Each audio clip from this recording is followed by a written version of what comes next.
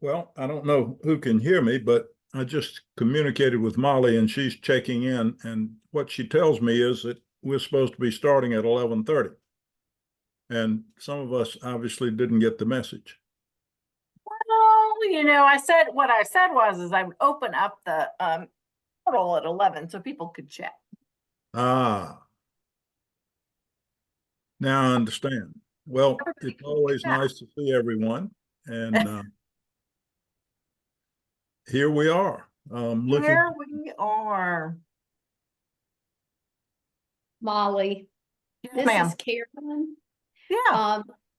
I need to know, you had sent me a message about possibly, my getting some of the whatever exhibits you have for a traveling trunk.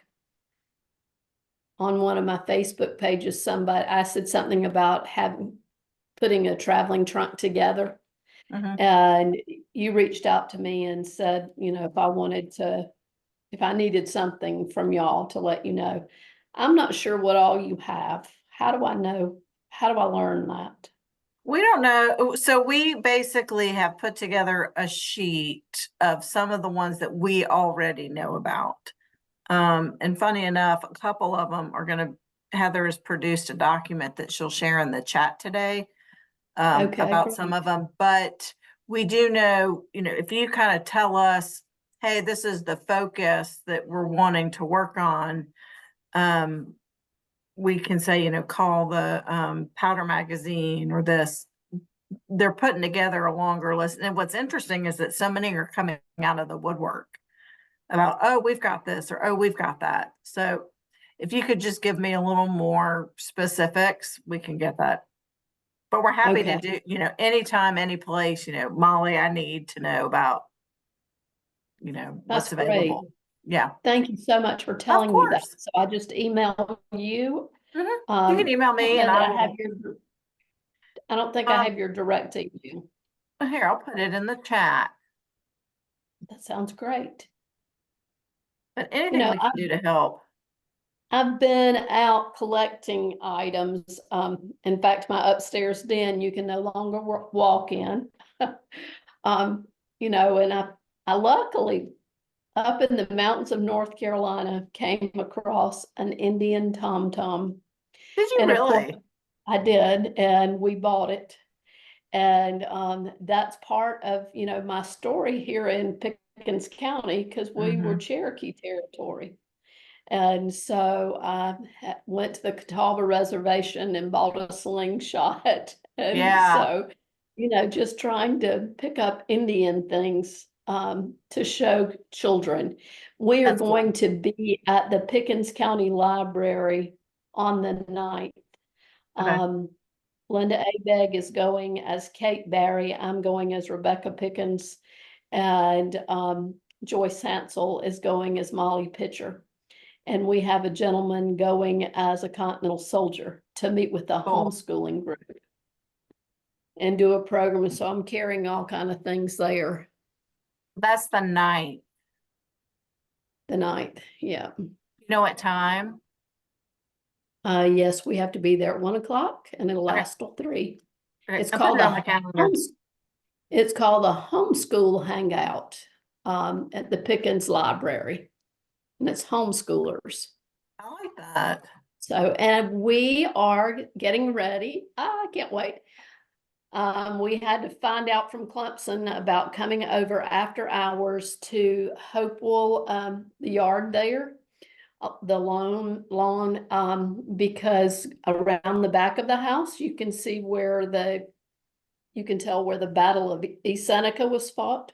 Yeah. And so we are going to celebrate General Pickens' birthday on September the 13th, which was his birthday. We're going to have a birthday party for him. It begins at the Pickens Museum at 6 o'clock, and we will have a little mix and mingle there. And then we will leave there and go to Hopewell, and Dennis Chastain will be our tour guide. I love Dennis. And we'll tell the story of the Battle of East Seneca and the Treaty Oak.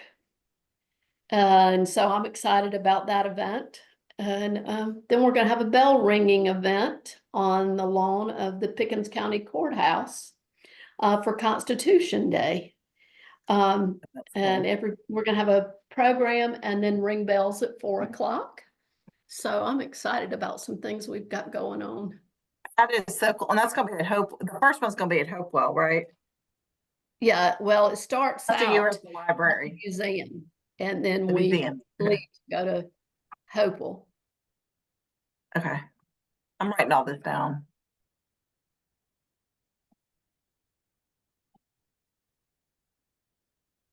You got a lot going on.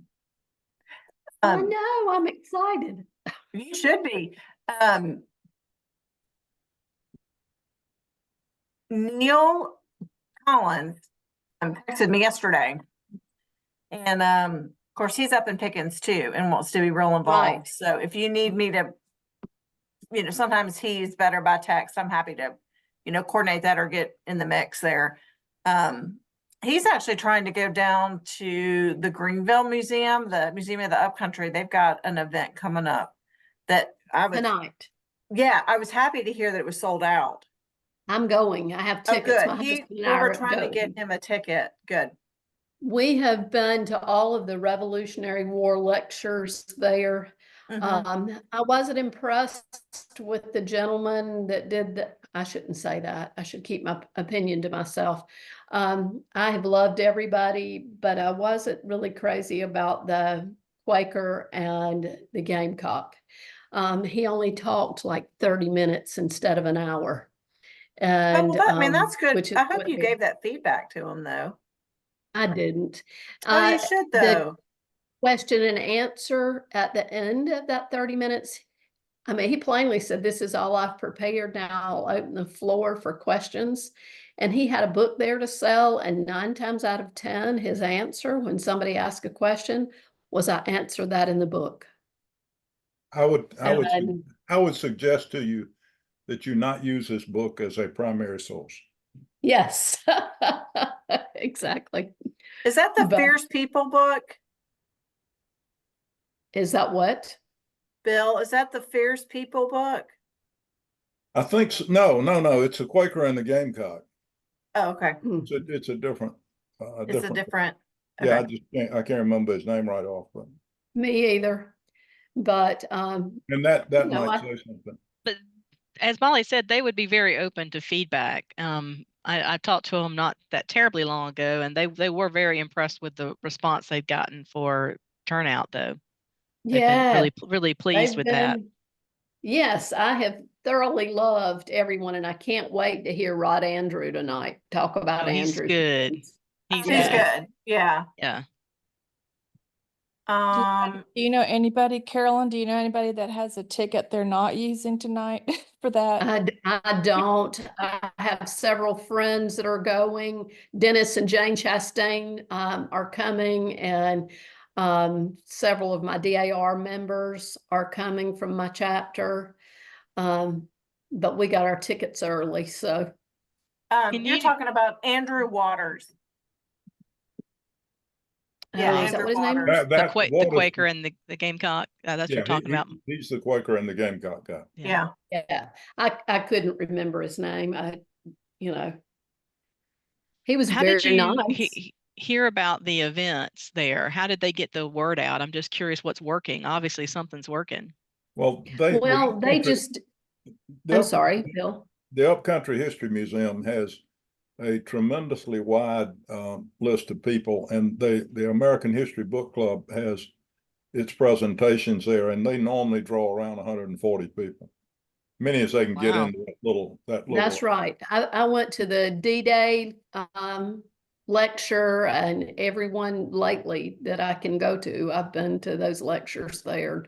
That's a cool exhibit that they have where you walk like you're walking off of a ship onto the onto the beach. That's really cool. The way and the guy the guy there built that, the local guy. That's cool. And they do a lunchtime learning series. I've loved that one as well. So I'm only about 20 minutes from Greenville, so it's easy for me to scoot over there and attend. Winnie, you look like you want to tell us something. I wanted to ask Carolyn, is the Dennis Chastain that you're speaking of the one that's working on Yes. the Cherokee Path? Yes. Okay, I've had a long, Yes, he long is. conversation with him, and also at Fall Forum with a lady from up that way who has also been challenged to do the same thing. So I've tried to put the two of them together. Who's the lady? I was gonna ask that question too, so that I could get them connected. Greenwood. I'll have to look back in my Fall Forum folder. She's from Greenwood? Are you She's talking from about Greenwood? Karen? Are you talking about Karen Pettit? Now let me look and see what Mm-mm. her name was. No, I think that's yeah, look back, Wendy, because I think, Bill, this is the same woman that you met, and then I've been trying to get a hold of.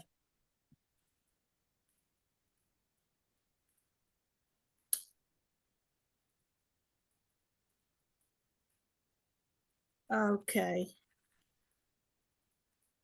Yeah, I've talked to Dennis myself, and he's I think he's realized he's bitten off a lot more than he can handle right now. I'm gonna tell you, he stays so busy. I He laugh does. at him and I tell him I'm mad at him because he's always someplace else speaking instead of at my 250 meeting speaking. I'm just kidding. He comes to most of every one of my 250 committee meetings. He is a great guy and loves what he's doing. He does. And he is, and that's what I told him yesterday when I had a meeting with Clemson about us going, and I invited Dennis to come with me. And anyway, I said, I'm turning this talk over to Dennis because he's going to tell you why the loan at Hopewell is so important to the American Revolution talk. And so he just let loose on the history of the Battle of East Seneca. And I thought, I don't know how he just soaks up all of this stuff. It's wonderful. I'm going to get that file and see. Carolyn, on the 13th, when you do your program at Seneca and Hopewell, can people come to that, or is it for Yes, we'll put it on the 250 website. We want Andrew Pickens. Our goal in our 250 committee is to make Andrew Pickens' name a household word. And the more we can tell about him, the more people are going to love him like they love all the rest of the South Carolina generals. And I love it. When I went to 96 recently, I went down and saw the reenactment at Musgrove Mill. I'd never seen that, so I went to that and then immediately drove to 96 and toured that battlefield. And yes, I'm the history nerd that but anyway, I'll just tell my husband, let's go look at battlefields today. And so anyway, when I watched that movie down there at 96, in the last two frames, it says Andrew Pickens was a South Carolina hero.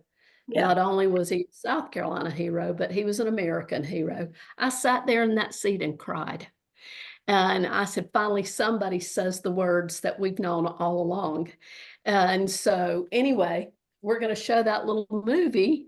It's going to be playing while we do the meet and greet. I bought the movie, so we're going to show that so people see Andrew Pickens in battle. And here's a little bit about the Siege of 96. And then we will leave after having a little hors d'oeuvres, and we'll move on over to Hopewell. So please come. You're welcome. We start at 6 o'clock at the Pickens County Art and History Museum. Okay, Art and History Museum. Hey, Heather, if you think Yeah. about it, I don't have the link right. You may have the link faster than I do. I'm gonna try to find something for General Grimsley real quick. That Carolyn can use to populate the website stuff. Great. You know what I'm talking about, Heather? I do. I'll put that in the chat, and I'm trying to find my how do I attach in chat too? Trying to attach our I'll find it. File. There it is. Okay. And I'm also going to go ahead and upload the notes for today. Okay, cool. Can I just say, make a general comment about, someone asked, like, how do you find out about things? I really wish that all the libraries and DAR organizations, Carolyn, like what you're talking about, would go and enter it on the SouthCarolina250.com events calendar, because like I love to go there and just download the monthly what's happening at the beginning of the month and mark my calendar. Me too. But like I just find that different places maybe don't do that, or I don't know, people aren't real consistent about doing that. So I'll often find out about things that happen in, in the past. I'm like, oh, I would have loved to go to that at like Anderson County Library, or Spartanburg, because I'm in the upstate area, and I wrote that down, Tracy. I think that's a good idea. just contact the libraries and say, I please. hated I missed the Blackstock tour because I was down at Fall Forum, so getting ready because I had to teach a 250 workshop at Yeah. Fall Forum. So I was down there getting ready for that and didn't get to come to Spartanburg for that tour. We missed you. I would have loved to have been there. We've got the Fall Forum for next year on the calendar, so we don't do that again. We didn't realize until we'd already set the date. Sorry about that. Listen, I was so brokenhearted. I said, "Oh, maybe I You're should coming call up your Allison." way, and yeah, Maybe I But should here's, call you know, Allison here's the now. coming fabulous to the thing about upstate. that. What a great problem to have is that Right, we're having to, right. there's Too so many many too wonderful many things events. going on. And I And, did put the link in the chat. I think that was a great idea. That's one of the things we'll talk about today, is trying to get as many of those events on the calendar for next year prior to November 1st, trying to get everybody to submit prior to November 1st for 2025, and maybe even earlier next year. I'm a big advocate about maybe for 2026, when we have such a big year, we're going to need to have a physical calendar almost, or have something, if we can get stuff down early.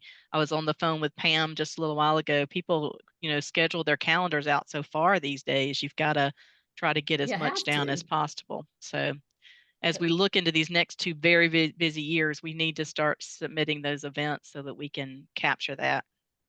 And I'm the the good little news girl at is, heart. yeah. The good news is I the want new to go to website all of should them. have it, make it easier. They're going to have it where it's a little easier to submit, I think, when they create the new website for us. So.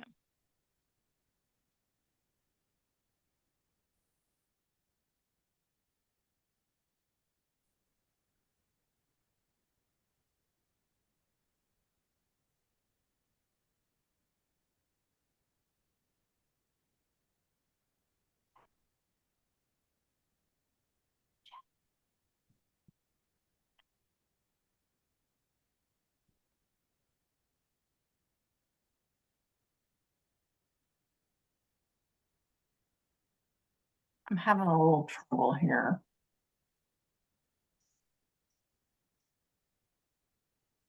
What do you need? I'm just trying to put the agenda on my computer, bring it up, but it won't move. Who's Don't that, you- Miss Winnie? Oh, this is Patrick. Patrick is spending the day with me today. We're fixing to have a bottle. So I was cute. going to ask you if you knew about things with the Utah Springs chapter this past weekend. They had a wonderful crowd Yeah. in Santee, and Alice Caskey was able to come, and there were folks from all over the United States for the dinner. I think they ended up with 72 people. Fabulous. And many of them were regents or SAR folks, and a few 250 folks that came in, and we toured Fort Mont with Jim Legg and David Moore. And then we went to Fort Watson with Steve Smith. And that evening we had dinner in Santee. And Steve went more in depth in his book on Fort Mott and Fort Watson, which is so well documented. I spent the day at South Carolina Library yesterday checking on some of the William Thompson papers that we did not know even existed. Wow. So was able to confirm a few things there. Then I they was had- brokenhearted because I was supposed to come, but I ended up having to go stay with my grandson. He had both legs operated on.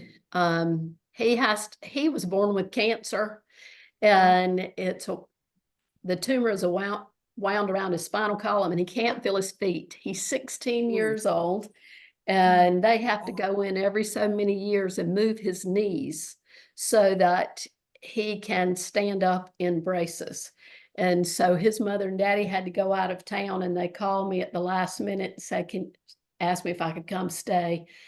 And I said, oh, I'm brokenhearted that I can't go to Utah Springs. But I Doesn't matter sent what word age to they are, Doug though, they're a Bostic. priority.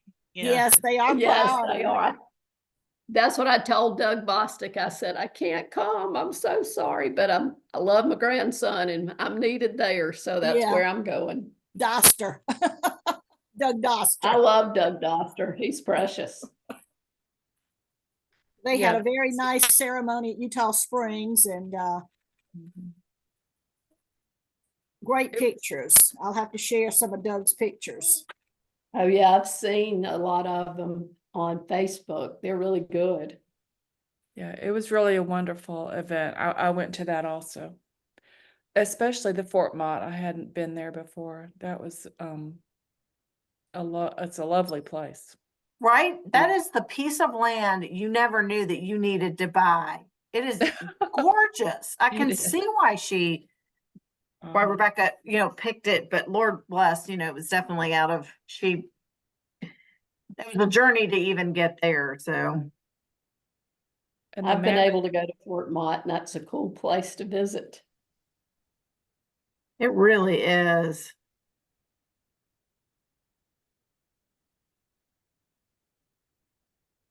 So Molly, I don't know whether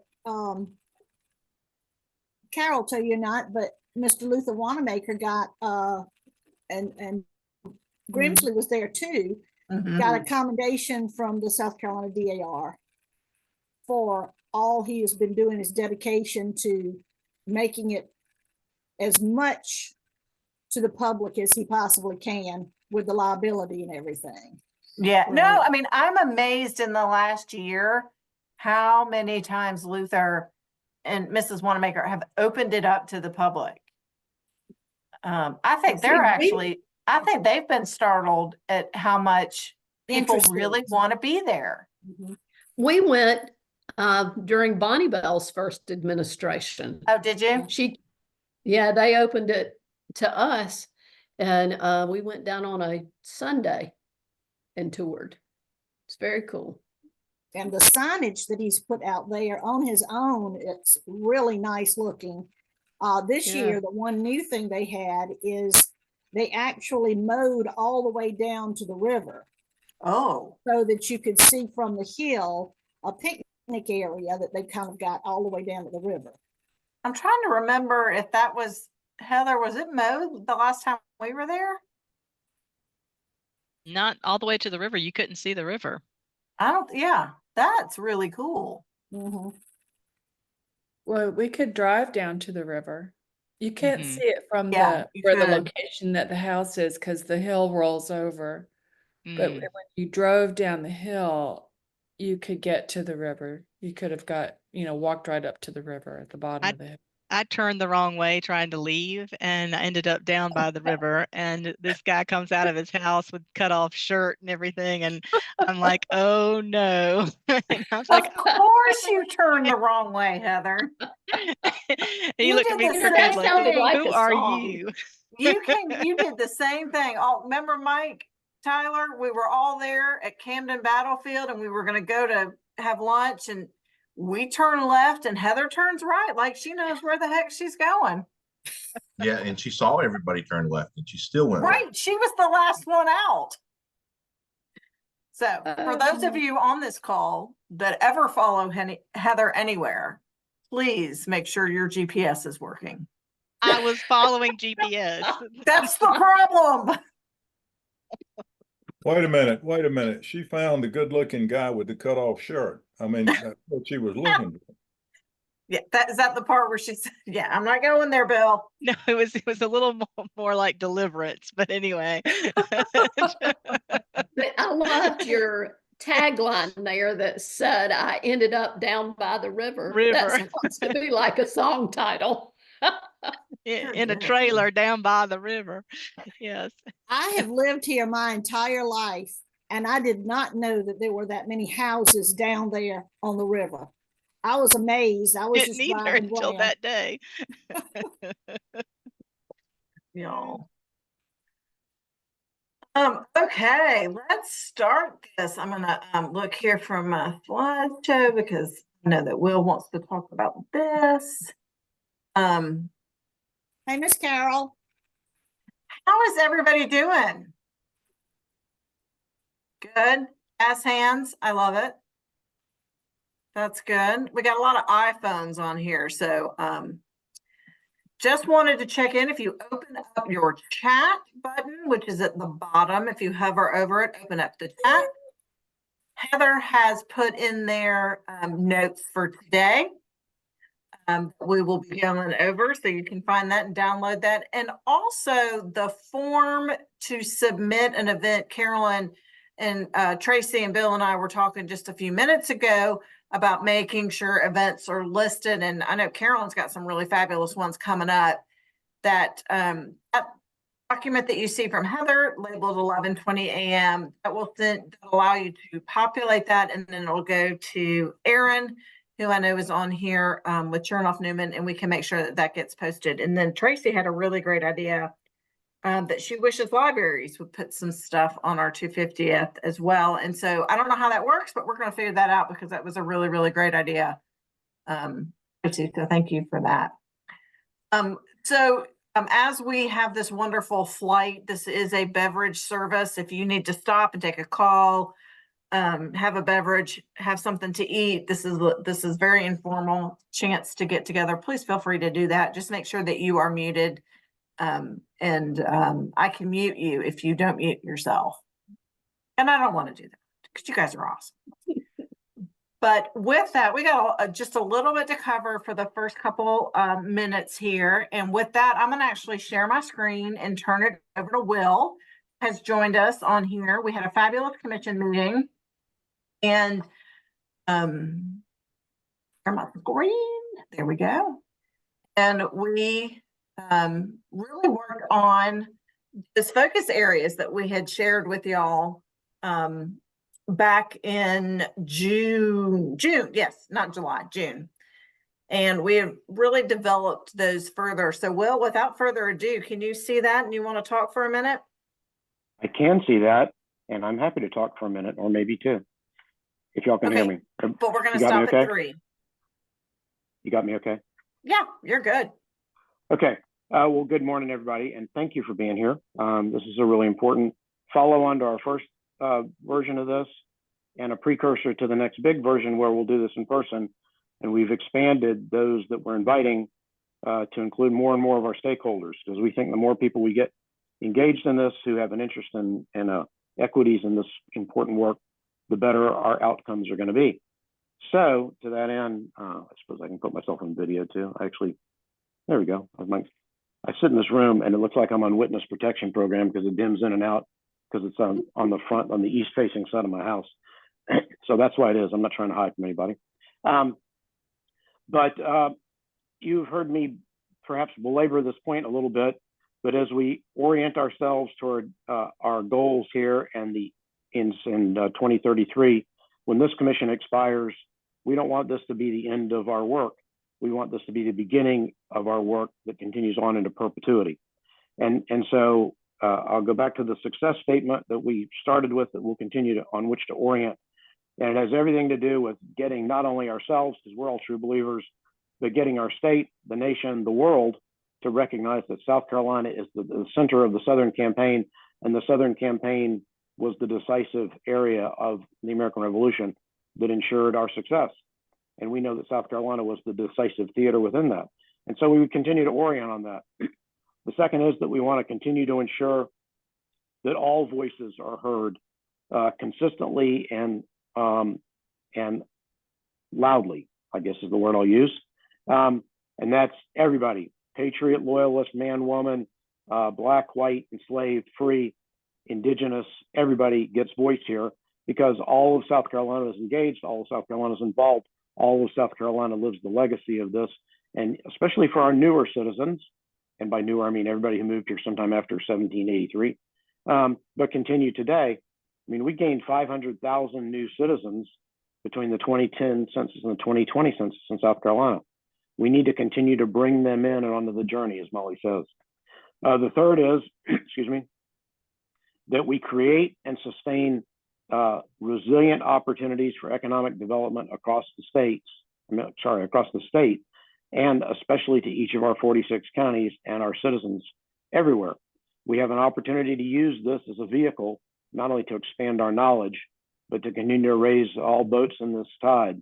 And that's an important part. And it's not just tourism, although that's a huge part, but get people off the interstates, out to visit where people work and live, and to really use this as a driver to bring more people to our state to learn about how great it is and all the wonderful things we have to offer that they can share with their friends and take back as well when they go home. And the fourth is that we do sustain this into perpetuity. We don't just drop this off the edge of the earth in 2026 after the 4th of July, or 2033 after signing the Treaty of Paris anniversary, but we sustain this into the tricentennial and beyond. And we don't have to recreate the work, as in many cases we're doing from the bicentennial, to try and build this momentum up. The momentum sustains and grows as we move forward. And this is especially true as we create educational opportunities for our kids that are sustainable as well, and embed this in our curriculum, that it's indelibly imprinted. I didn't use that word earlier, but that's the goal here. And so, as you know, we have 3 lines of effort with multiple objectives on which we're orienting. But in order to really get focus on a long-term campaign like we're on, we think it's important, really important, to focus for a couple years at a time in order to be able to really tighten the shot group, if you will, get a little more laser focused. And just to be perfectly blunt, this is how you get resourced, is that you take a more finite set of objectives in some more detail and use this as a topical entry. And it's especially important, and for our counties, your support and your focus on this is equally important, because this is how we go to the General Assembly, who budgets and appropriates on an annual cycle.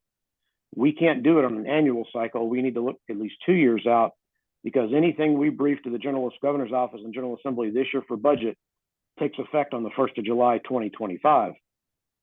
And then that's where we spend it. So the 1st of July, 2025, which is fiscal year 26, will really take effect when we're talking about celebrating the 250th of Carolina Day, 26, and the 4th of July, 1776. So we need to start this year to get the money in our bank accounts by the 1st of July, so we can increase the amount of granting and other opportunities, funding opportunities for everything that we want to get done in 26. We got to work 2 to 3 year blocks at a time in order to get ahead of the budget cycle. Otherwise, we're always shooting behind the proverbial duck here, which is a hard thing to do if you're a duck hunter. So that's why we're trying to focus on some specific areas with some specific objectives here. And also, as we think about granting opportunities for the next couple of years, we're trying to get them inside, if you will, this shot group as best we can in order to be able to stay focused on our areas. So that's the method to the madness here. So 4 big focus areas: commemorative events, education opportunities, preservation opportunities, and collaboration opportunities. And I'm not going to go into all the specifics of this, except there are a couple in here that pertain very directly, I believe, to our county and local organizations. For example, a prioritized planning for key commemorative actions, so that we get a prioritized list for those things that are recurring. We know the big ones. Y'all have been doing them for years, and you continue to do them extraordinarily well. So we want to continue to get those on a common calendar to get a little more predictive for other people to advertise this. But there are some other things that are going to come aboard, we think, as we get more deeply into this, some more local opportunities to tie these into some festival things and really build this calendar out so we can market our opportunities to the world. That's one. This idea of getting educational curriculum more deeply embedded and really begin to flesh out the great work that's already going on in many of our local areas, share that, and get this tied into our elementary, secondary, post-secondary, including college and university, and even baccalaureate, but into graduate programs, doctoral programs, and support our homeschool kids as well. And maybe there's even some opportunity to fit this into some non-traditional education. And that's another one where we look at the use of alternative media. We've done some great work in grants to graphic novels, for example, but using video and TV and augmented reality and virtual reality, gaming, some other opportunities. So that's another one. Engage and develop education artistic works from the perspective of enslaved and free, women and children, indigenous and loyalists. We do really well from the Patriot side, I think. We're going to do more. And you've seen some grants already to take advantage of this objective. So let's expand the scope.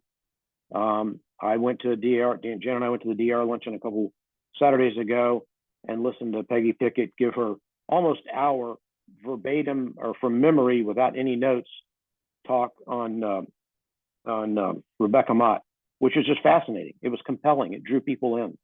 And so those kinds of stories, so expand that out into some perhaps lesser known stories. On the preservation opportunity, Molly just sent me the updated list. We're getting a very comprehensive list that we can continue to prioritize better for additional preservation, conservation, and other opportunities with American Battleground Trust, South Carolina Battleground Preservation Trust, conservation and preservation, other conservation and preservation entities around the various open land trusts, our energy companies, and others. My goal and the Conservation Bank and others is to lay a big old map out, figure out what's already in easement in some way, shape, or form, see where we already have opportunities to do some additional interpretation on existing preserved sites, and then use our leverage and money and other things to go in and look for where we might add additional sites and then interpret those. But we want to get a prioritized plan because we can't do everything all the time, but we can get those most important ones and others that might be low-hanging fruit. This is where y'all can help us. We're going to get this out to y'all too, so you can fill in the blanks for us on some things that we may be missing. And I think we have some opportunities here. I've talked to the Conservation Bank and several open land group trusts about this. And so anyway, those are some good ones. And to get into recruiting friends groups on every little battleground and historic site, as we know exist in many of them already, to really help us in the preservation and maintenance of these. Liberty Trail and other local trails are a big part of that. We'll continue to do that battleground, publish battleground guides. And then what Chernoff Newman has done for us in our marketing, what we've done internally, and what we can do better with PRT to begin to start thinking about even advertising and promoting 3, 5, 7-day trips to South Carolina to come tour around our various battlegrounds, not just in Charleston. If Charleston or the airports, so Charleston, Columbia, Greenville, Spartanburg, or Savannah are your entry points by air, well, what can you do in 5 days with a rental car or getting around and out and about, or if you're driving down here? So start to think about how we begin to publish those specifically to get people off the interstates and out to visit where everybody lives and works. And then a whole bunch of other things that we want to do into perpetuity to support the foundation, the trust, and gathering the capabilities and expanding that out into time. That's what really carries us out into perpetuity. So how do we go after other than just our own state taxpayer money, but federal, corporate, and other matching kind of resources that can enable our work now and into the future? So that's where we're headed here as we talk about budget and as we talk about building momentum And our friends out in the counties, y'all are central to this because you're where work really gets done. We can develop big plans, but we need the bottom-up refinement and the buy-in from people, and to celebrate the good works you're already doing so that we can publish that and then build on that momentum. That's why the counties are extraordinarily important here. So I'm going to yield to Molly to talk more about this. But thanks for where we are, and I look forward to what we're going to get accomplished today. And then again, as we gather back together in Camden in about, I don't know, 60 or so days. Over. Yeah. Thanks, Will. This slide is available to anyone. I will figure out how to just get the slide and maybe put it in the chat. If not, I'll send it out to everybody. This is the lens that we're really going to be focusing on for the next 2 years, looking at, especially with grants and any other types of projects and events that y'all want to let us know. So I will say that there are 3 homework assignments that I would love, and Will mention this with Peggy. If our DAR and SAR members have speakers that are fabulous, we have a speakers bureau with the trust. We would love to put their names on there. And that gets the word out even more. So you can send those to me. I'm happy to take that list and send it over. Carolyn Nations and I were just talking about the yearly events like the fall forums and the Utah Springs. If you could think of those off the top of your head, make jot notes, send that to me in an email, a quick text. We'll make sure that those are also populated. And those are those yearly type events that we definitely need to know about. And then Mike is on the call as well. And if you know of sites, pull-offs, markers that might need a pull-off, help us, like Will said, populate that for your county. You can send those to me or Mike. Either way, we're populating that list as one collaborative piece. So that is 3 homework assignments that I know you guys can definitely take care of. And just like I said, it can be a quick text to me. It can be an email, however you like to deliver messages. I had a bird hit my window earlier. Maybe somebody was trying to deliver a message. Whatever works for you, we just want to have that information in one solid place. The next part of the agenda is to talk a little bit about a couple low-hanging fruit opportunities. And I'm looking around because it's like, where the heck is Heather on this? It's like with squares. Heather, I know that you'd like to introduce somebody and then show your screen as well.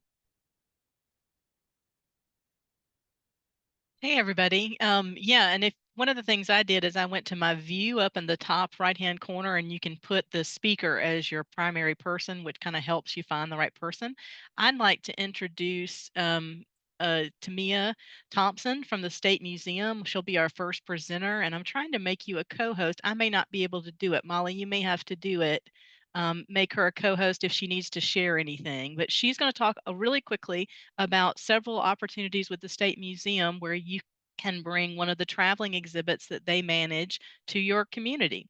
And one of those is the Native American in the 1700s exhibit that I think is currently at Greenwood. And so she'll talk about, what that process is like, and we'll turn it over to her. I don't know if you've able to make her a speaker. Tamia, you can share now. Hi. As Heather mentioned, my name is Tamia Thompson. I am the Collections Outreach Manager at the South Carolina State Museum. And one of the things I do in my role is I manage our traveling exhibition program. Currently, we have 3 traveling exhibitions that span the time period of the Revolutionary War. Our newest one being Resilience and Revolution, Native Peoples in 18th Century South Carolina. And it really does focus on the struggles experienced by Indigenous peoples in South Carolina to retain their independence following the establishment of the Carolina colony by the British.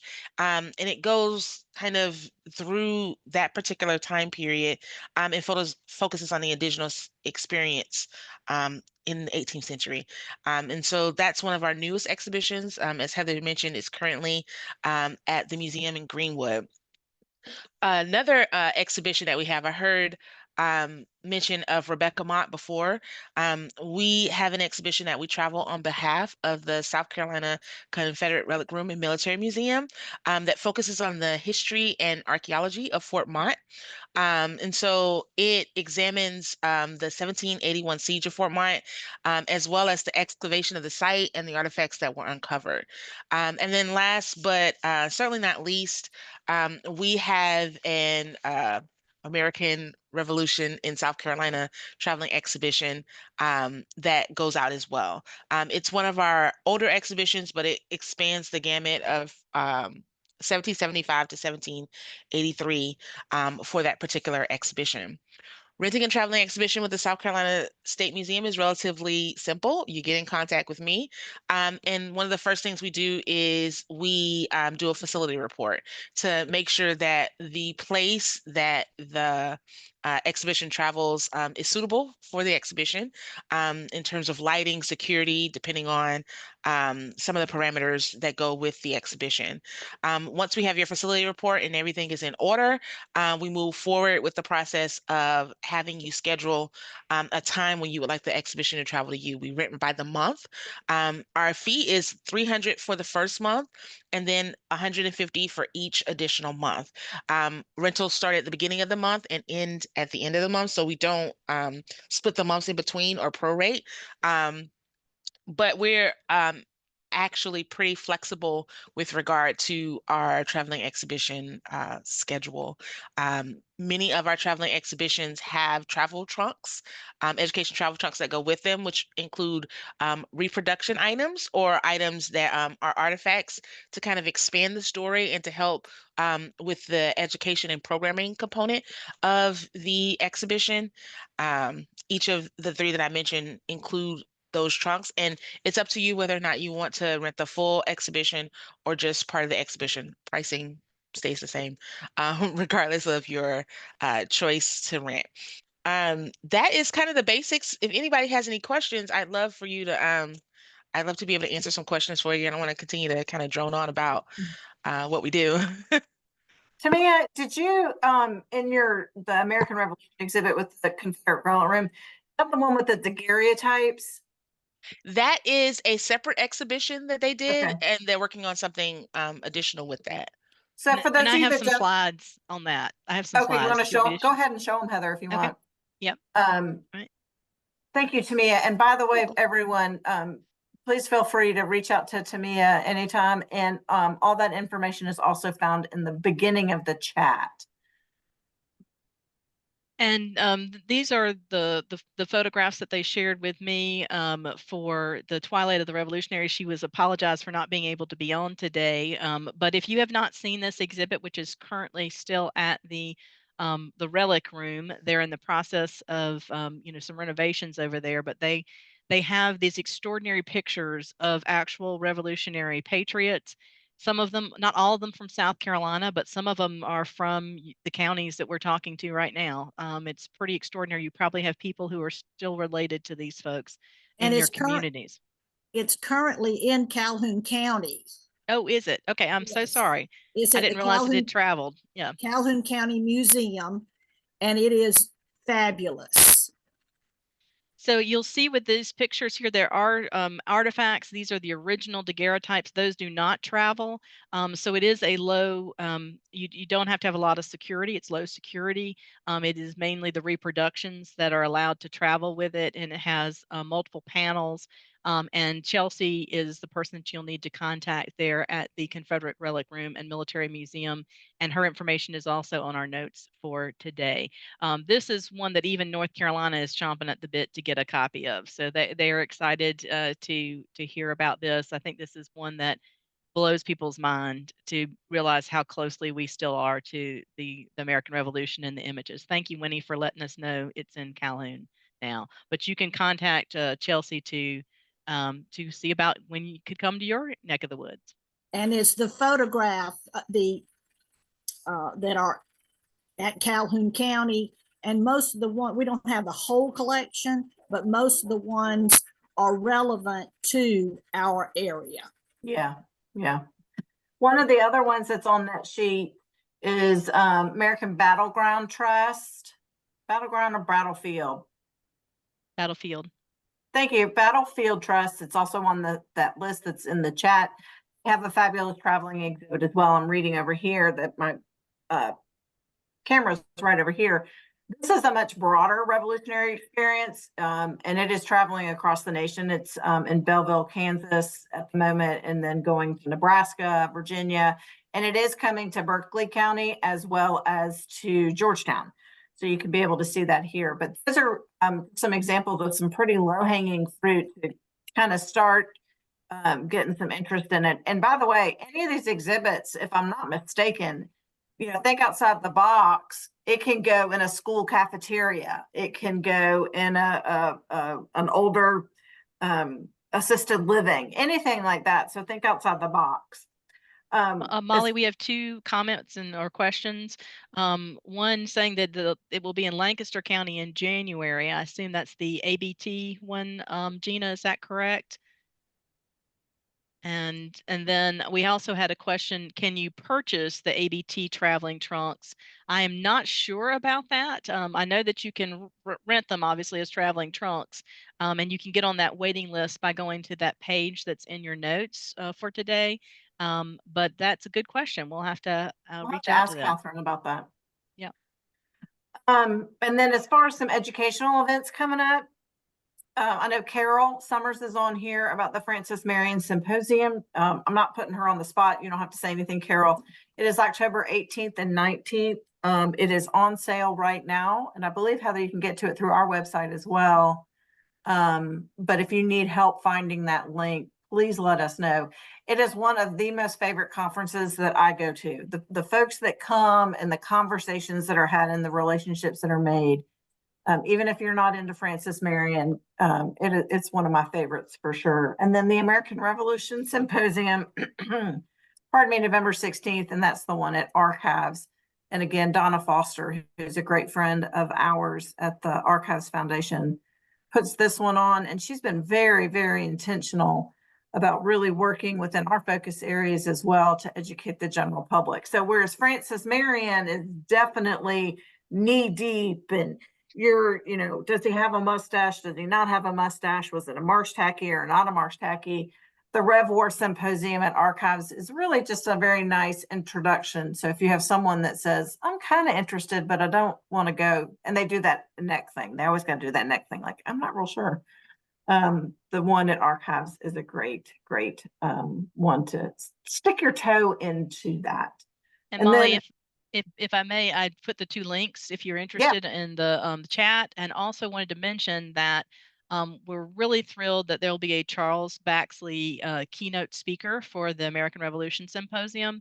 And the speakers will be three gentlemen from North Carolina who will talk about African American patriots that they are related to. And they do an amazing presentation. We saw them when they were up in North Carolina presenting.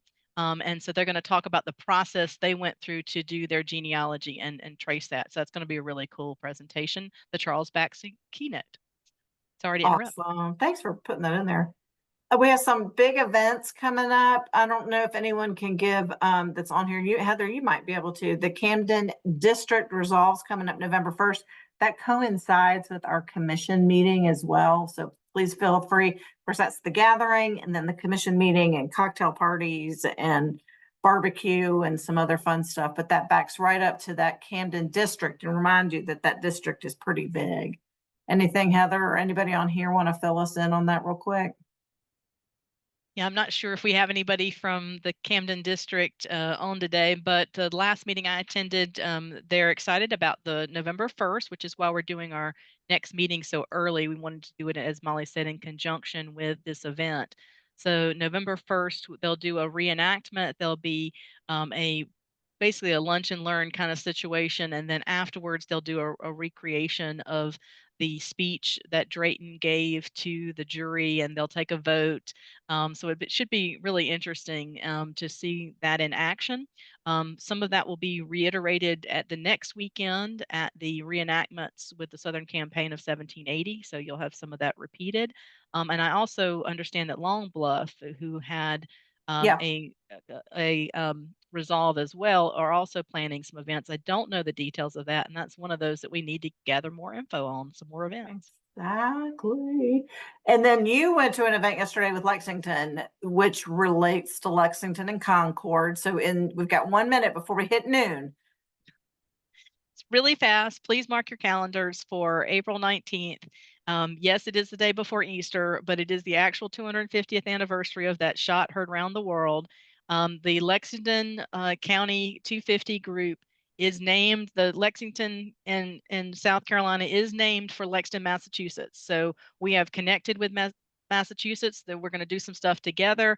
We're going to do a shot. We have our local place called Hollow Creek is going to make a special distillery shot for us, and we're going to do a shot in honor of Lexington, Massachusetts. We're also going to have lots of kids events, so we're really excited about lantern tours and some fun things that we have planned for April 19th in honor of our namesake in Lexington, Massachusetts.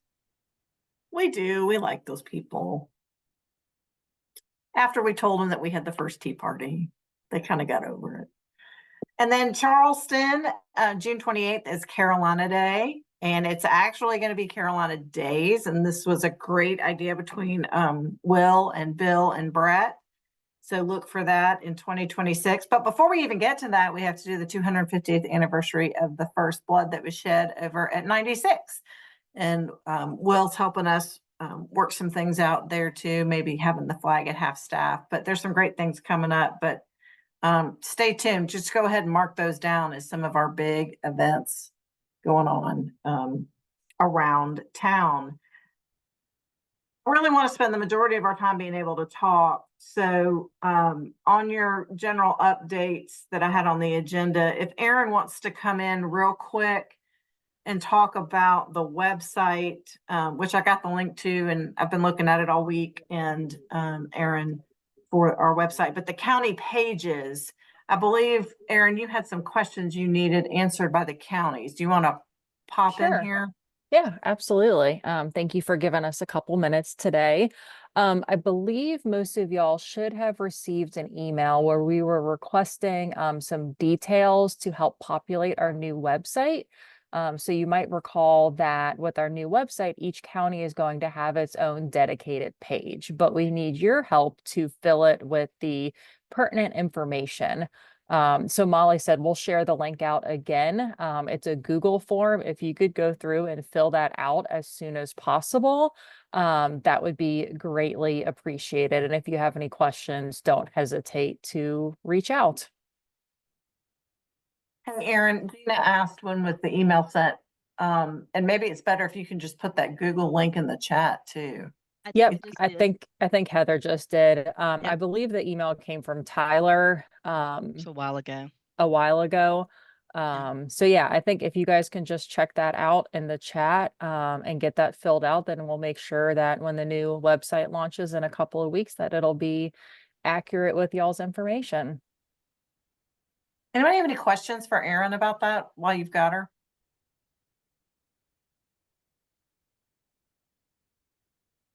Good. No questions. So now you have That's four easy. homework. You have four homework assignments. I don't think we got it. But we have it now. Peach doesn't think she got the email. Well, Heather put it in the you see it? Yeah, we got it now. I see it. Okay. It's also on your notes page. If you just want to download that first page I put in the chat, then you can all the links are going to be on that page. Awesome. I Thanks, have Heather. a question for Aaron. Yes, ma'am. Aaron, you had mentioned that you were going to design a template for pamphlets for each county. Yep. Yes. Has that been done yet? We're kind of, some of our startup money was for a pamphlet. So it is pretty much done. I think I just need to circle back with Molly and see if there was any additional feedback. But we have it loaded into Canva, and we were going to record a tutorial video to share with you guys. And we're happy to share it out ahead of the video being done. But we should definitely be able to get that to you guys either later this week or early next week. And then the second question is a banner for the courthouse or wherever other counties want to use it. That was discussed at one time. You know, the Halifax, North Carolina folks had a really nice one. Anyway, is there any more discussion about that? Molly, feel free to correct me if I'm wrong, but I believe we have decided we're happy to help set you guys up with some vendors or make recommendations on materials, but we were going to let the counties kind of design it as they see fit and get the specs and the sizes as they needed. But we're happy to help set you guys up with vendors to help with that. Okay, and what about the photography? I mean, the you know, like Graphics, y'all have the graphics, Annie. yeah, graphics. Yeah, y'all had a really good one with Sergeant Jasper. Okay. Yeah, let me connect with Molly about that and figure out the best way to provide those files to you guys. And then we can go from there. But to that point, I do believe, I actually saved the Dropbox on my computer. On the toolkit, there is a link to lots of photographs that have been taken that y'all can use that. So yeah, please know that resource is out there too. Yeah, thanks for mentioning that, Molly. We did add photography to the toolkit, so you guys are free to use those however you would like. Yeah, good question, Annie. I can always rely on Annie to give us a good question. She's on top of it. She and Peach. And then y'all know that we have some upcoming grant deadlines, the monthlies, and then the September 26th is major and premier grants. So if you have any questions, please don't always, I mean, we are at your service. And then on the agenda, it says to remind y'all that we have the in-person meeting on the 30th. And from this, I would really like to hear what you want to focus on for that in-person meeting. And then the commission meeting will follow up on October 31st, and I'll be stirring the cauldron, and Lord knows what spirits we can conjure for that meeting.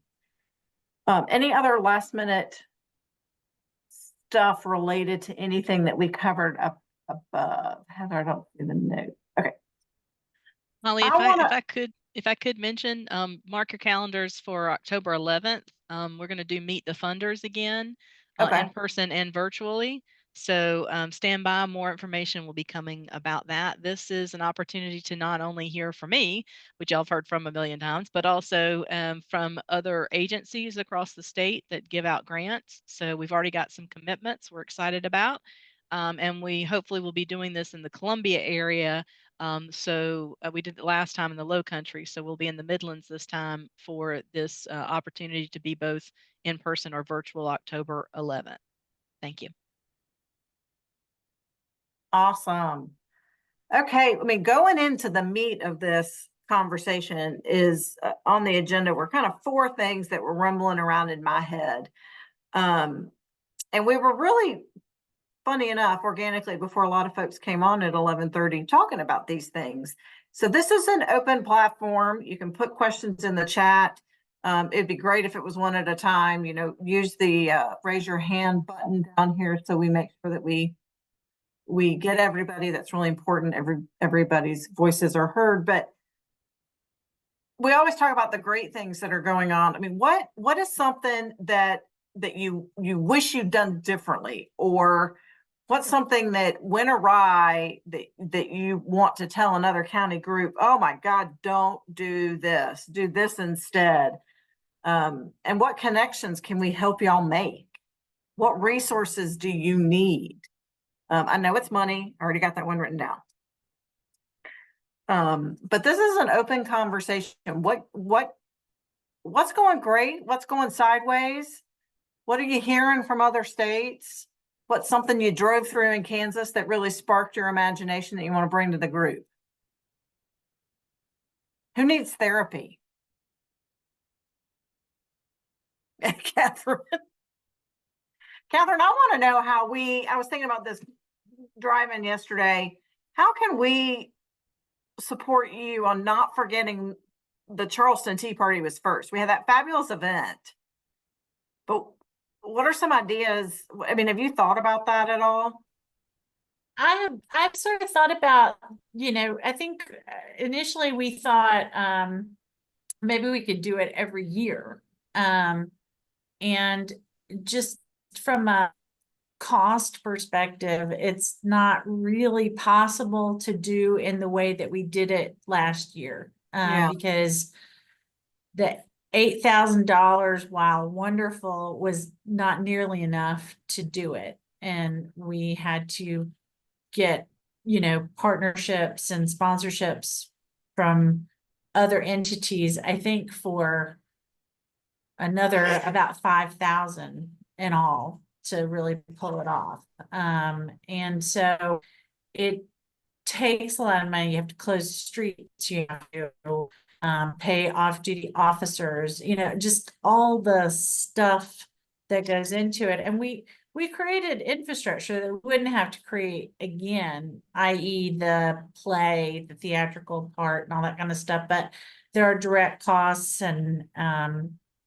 stuff that we just really can't afford it every year. Yeah. But I think what we have to do is not forget about it. I think we just have to, and I was talking to Tony Yeomans at the Old Exchange Building yesterday, as a matter of fact, we need to figure out a way to do it every year, every couple of years in a smaller, more affordable fashion. And maybe that means bringing it into the Great Hall of the Old Exchange Building with a similar kind of theatrical presentation, but just for a much smaller crowd.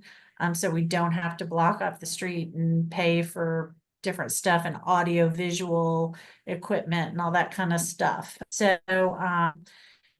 I think what we have to do is just sort of take the bones of what we did and tweak it a little bit and make it more doable for Yeah. an every year thing.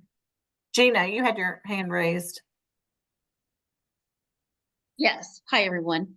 I had just a question about how the counties are, what your review process is for when others are wanting to submit grants. Our county, we had it set up so that our 250 committee looks at each of the grants.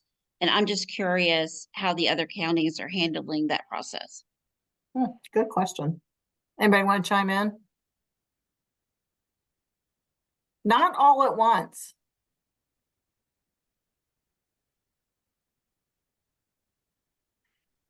I know some counties, Gina, go ahead. Whoever was going to talk, go ahead. Thank you, Molly, for allowing me to say a word. Hello, everybody. I know that Annie's on because I saw her, and I think Matt is on from my county.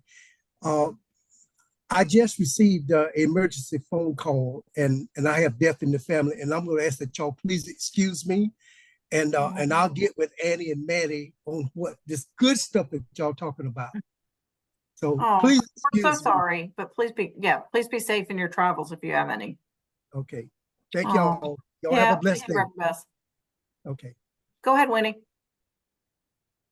You have to unmute yourself. This is kind of like a seance. There we go. One thing that I was concerned about is I was wondering about statewide publicity.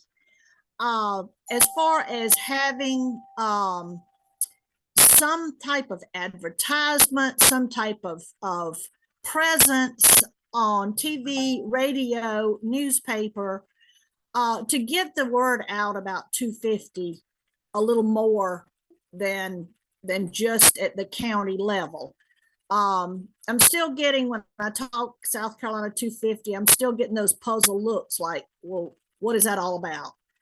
And I do the best I can when I run into folks, but if slapped on TV, there are few things that I have seen on Facebook with some of the videos going out from Santee Cooper Country as well as 250, but just some advertising.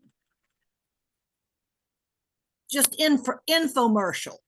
Like, so one of the things that we did with Chernoff Newman, and Aaron can chime in here as well, and so can any of our other commissioners, is that because South Carolina had been forgotten about, we had a lot of work to do on the front end of just general awareness campaign, with again, just general awareness. So our first phase with Chernoff Newman was to get the counties the necessary assets to be able to even go out and talk about the 250th. So those things are done and are living and breathing and cycling in and out. And phase two that the Chernoff Newman is working on right now is exactly that, Winnie. We did some test billboards and found out a lot of good information, some tweaks that we need to get made. I know Aaron is waiting on me to get a TV script and take a look at that. And I've been asking some really hard questions, but Aaron, I know you're laughing because it is some of that's waiting on me. But Aaron, talk a little bit about what that looks like on that scope of the state and then maybe our region.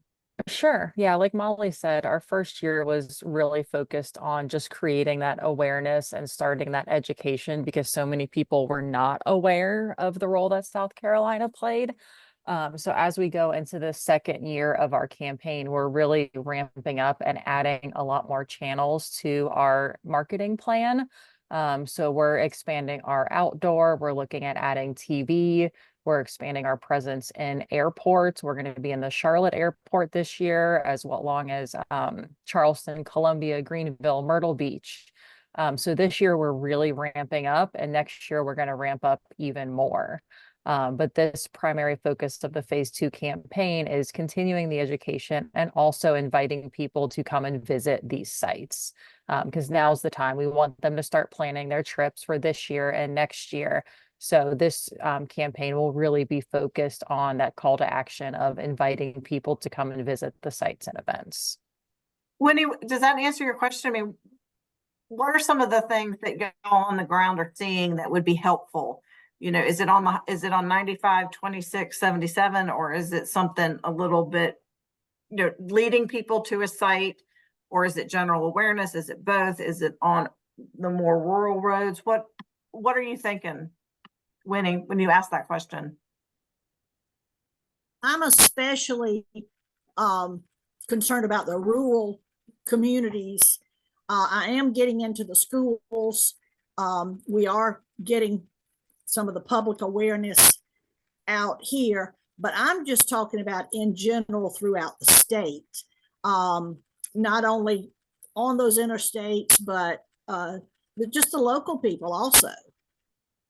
If I may add, thank you for that, Ms. Winnie. That's my concern. I'm from Bishopville, a small rural area, and I'm on the school board, so I'm talking what I can do as a board member, but, and help me if I'm incorrect, we don't have a radio station. We have several things that we are in lack of, LACK, and I don't know how to get it out to our people in a rural community. I'm going to try the churches. If you could make something that I can disseminate to all the churches, because I have their emails and that kind of thing. But I heard you say you advertise in Charlotte and all those larger counties, but what about Lee and some of the smaller counties who is very rural?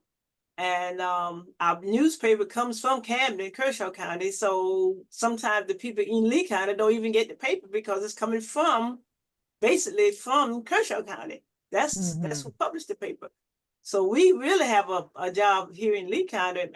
Miss Annie, if you want to chime in, I know we can do all we can, but your advertisement really could help the smaller counties. And Would love to see. Sorry, go ahead, Erin. Annie. No, go ahead. Well, I would just love to see some type of tagline like y'all use at our 250 meetings about getting off the interstate. Right. And I'm not good at that sort of thing, but something that,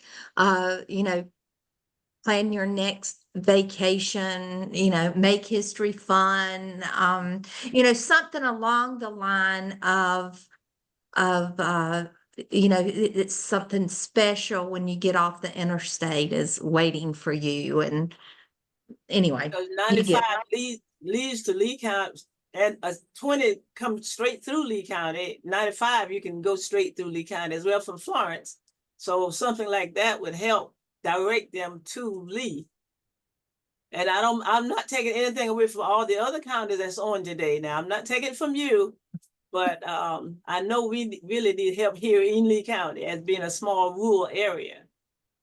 And I think one of the ways that we can help reach those audiences is through social and digital, because we can really hone in and target, and we can create different versions speaking to the different tourists that are traveling through, or if we want an educator message. So that's one thing that we're really being intentional with in this campaign, is making sure that we have very targeted messaging, that we're speaking to the audiences the right way, and that we're meeting them where they are. And so being able to reach the more rural counties through social and digital is really an efficient use of the funds. And then I wanted to touch back on your comment about getting in church bulletins. Yeah. We can definitely look at having some templates created that you guys can customize, that you could have in church bulletins. If you have a relationship with your local paper that you want to have something submitted there, we can definitely help provide you guys with those resources because you guys have the best contacts locally and can probably get the things a lot more cheaper than we would be able to also. But at a wedding, the bride is coming, So what can we say to get them excited as if a bride is coming? Maddie, you're onto something, because I've often said, the church fans needed at high school graduations are pretty low hanging fruit. Winnie, you were going to say something. I interrupted you. No, that's all right. I like the church fan. In fact, those went over well during the Purple Martin Festival when it was so hot. But as far as her question about Maddie's question about the bulletin, the signs and such, could we as a committee do the publicity portion of a grant and have our have help with designing something to put in our community? Explain that just a little bit more, Winnie. We have a lot of folks traveling through, going to, hold on one second. I'm sorry. And while Winnie's doing that, I do want to make sure y'all are thinking about Gina's question as well about, how your local 250 is looking at grants or not looking at them before they go in. We'll come back to that. But what I'm thinking, Winnie, where are you located? I'm in St. Matthews. Okay. We have a lot of folks traveling through, going to the lake, and they're missing so many opportunities. Unfortunately, we have very few restaurants, 2 gas stations, 1 stoplight, and no hotels. So we've got to not only inform the local folks of what's going on, but also we're trying to put our brochures in places where these folks stop in the stations and things like that. So they'll know, oh, we're in Calhoun County, let's go look at so-and-so. Unfortunately, so many of our sites are private. And that seems to be one issue we're coming up against. But in answer to Maddie's question, I was thinking that an opportunity to get signage or bulletin boards about what the 250 is would be helpful to the rural communities, is what I was talking about, Heather. Oh, excuse me, Molly. Yeah, so I know Peach is on here. I don't know if Jane is on here either. I wonder, I don't have an answer, but I'm wondering, and I've often wondered, I wonder a lot, what that correlation is between the county 250s, what the scatter groups are doing, and then what happens on the state level. And Pete, you may be able to help me formulate that thought. Y'all are doing the regions, and Winnie, you're in Santee, And then, Annie, I know that you're over in I think you're in the Old English district. But is that? Camden District. Camden District, okay, thank you. I'm What's your trying to think about a way that the scatter group, which is already charged with promoting the region, are there assets we need to give them? Does it work better to go with the county? Peach, you've been hearing what they've been saying. What do you think? Well, you know, the challenge for the rural counties, you know, of course, we've got Hampton, and that is a challenge to get people to come when you don't have the assets that are, you know, that are like the hotels and those kind of things and the restaurants. Yes, it is Scatter's charge to promote the tourism assets in each of the regions. And one of the things that we're doing is we're actually having a meeting after this meeting about doing a trail that's with the 4 counties in our 4 county area. I know Santee did a pretty big project recently that they got some grant funding for some advertising. And I know she's going to bring Winnie. I know that Jane's bringing everybody, all the local 250s together before she spends that money to do the same conversation. So maybe that's the answer. Yeah, and I can speak for, you know, my region, but I can't speak for everybody else's. Yeah. No. I loved and I can't remember who brought it up about, you know, using the state parks. It may have been General Grimsley, but, you know, and I don't know if Hampton has a state park or not. Lee County's fortunate to have a state park, and hello, the Radcliffe Bridge battle ran straight through the state park. So anyway, you know, we may not have a lot, but you know, that we are fortunate, and I don't know about Hampton and some of the others. Peach, I love your idea of like a mini trail through several counties. So like if you're staying at a certain state park, then you could, at the state park, they could have a flyer for the mini trail. Florence is actually getting ready to put in a grant that's looking at 5 of the PD counties to do that. And unfortunately, Dia just left with the state parks. Yeah. That's a project that we are working on, Annie, by the way, to have signage put for the Bridges campaign and that.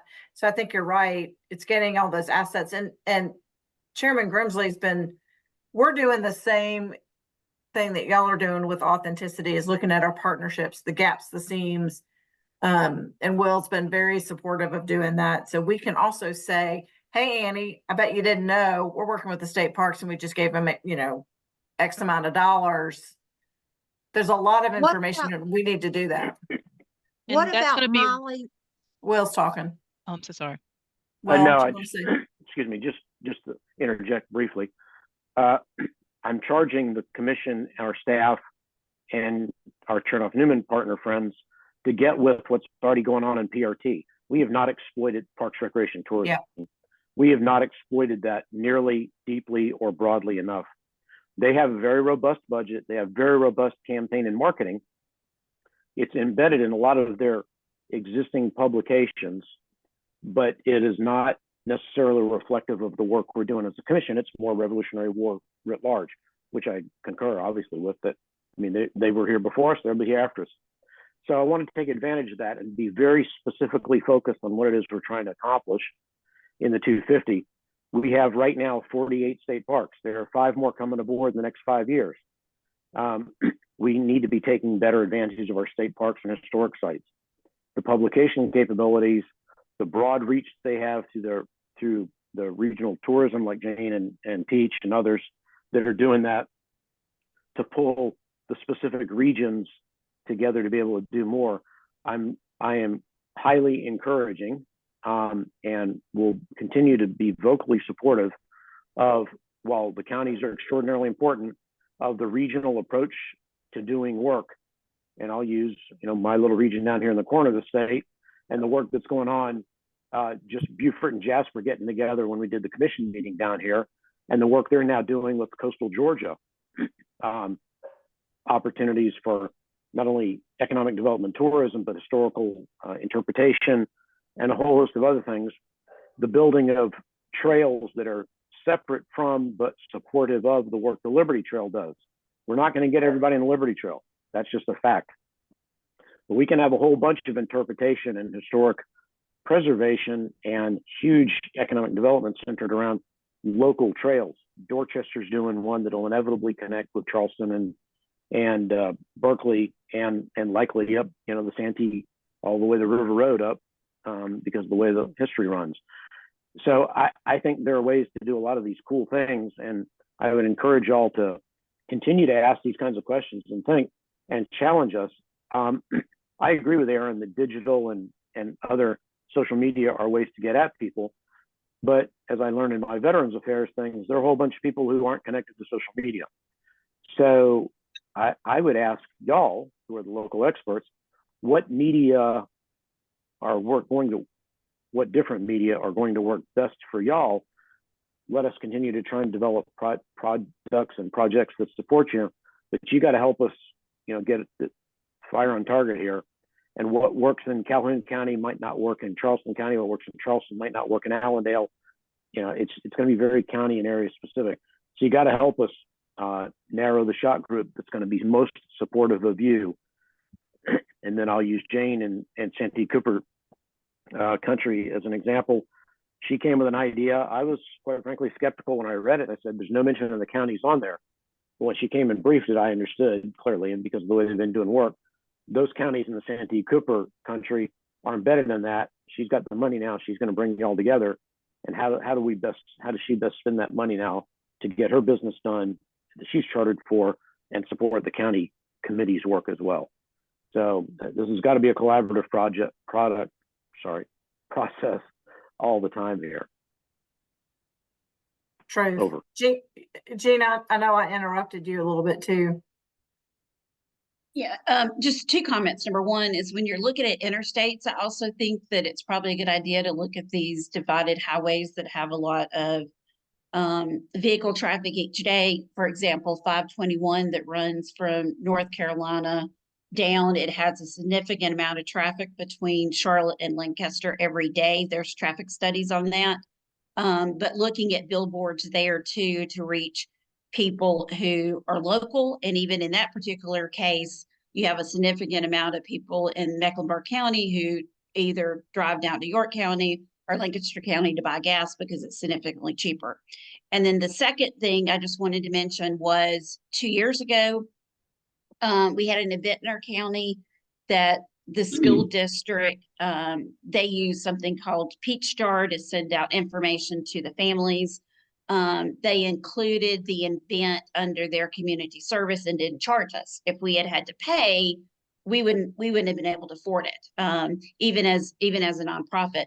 This past spring, when we asked, and there's a new communication director, they informed us that no, they could not offer us the benefit of a community service and announcement, and that we would have to pay. So one thing may be to see if the Department of Education could look to see if it was possible that if we have events, the school districts can send them out in their normal communication of where they send paid advertisements and other information to parents.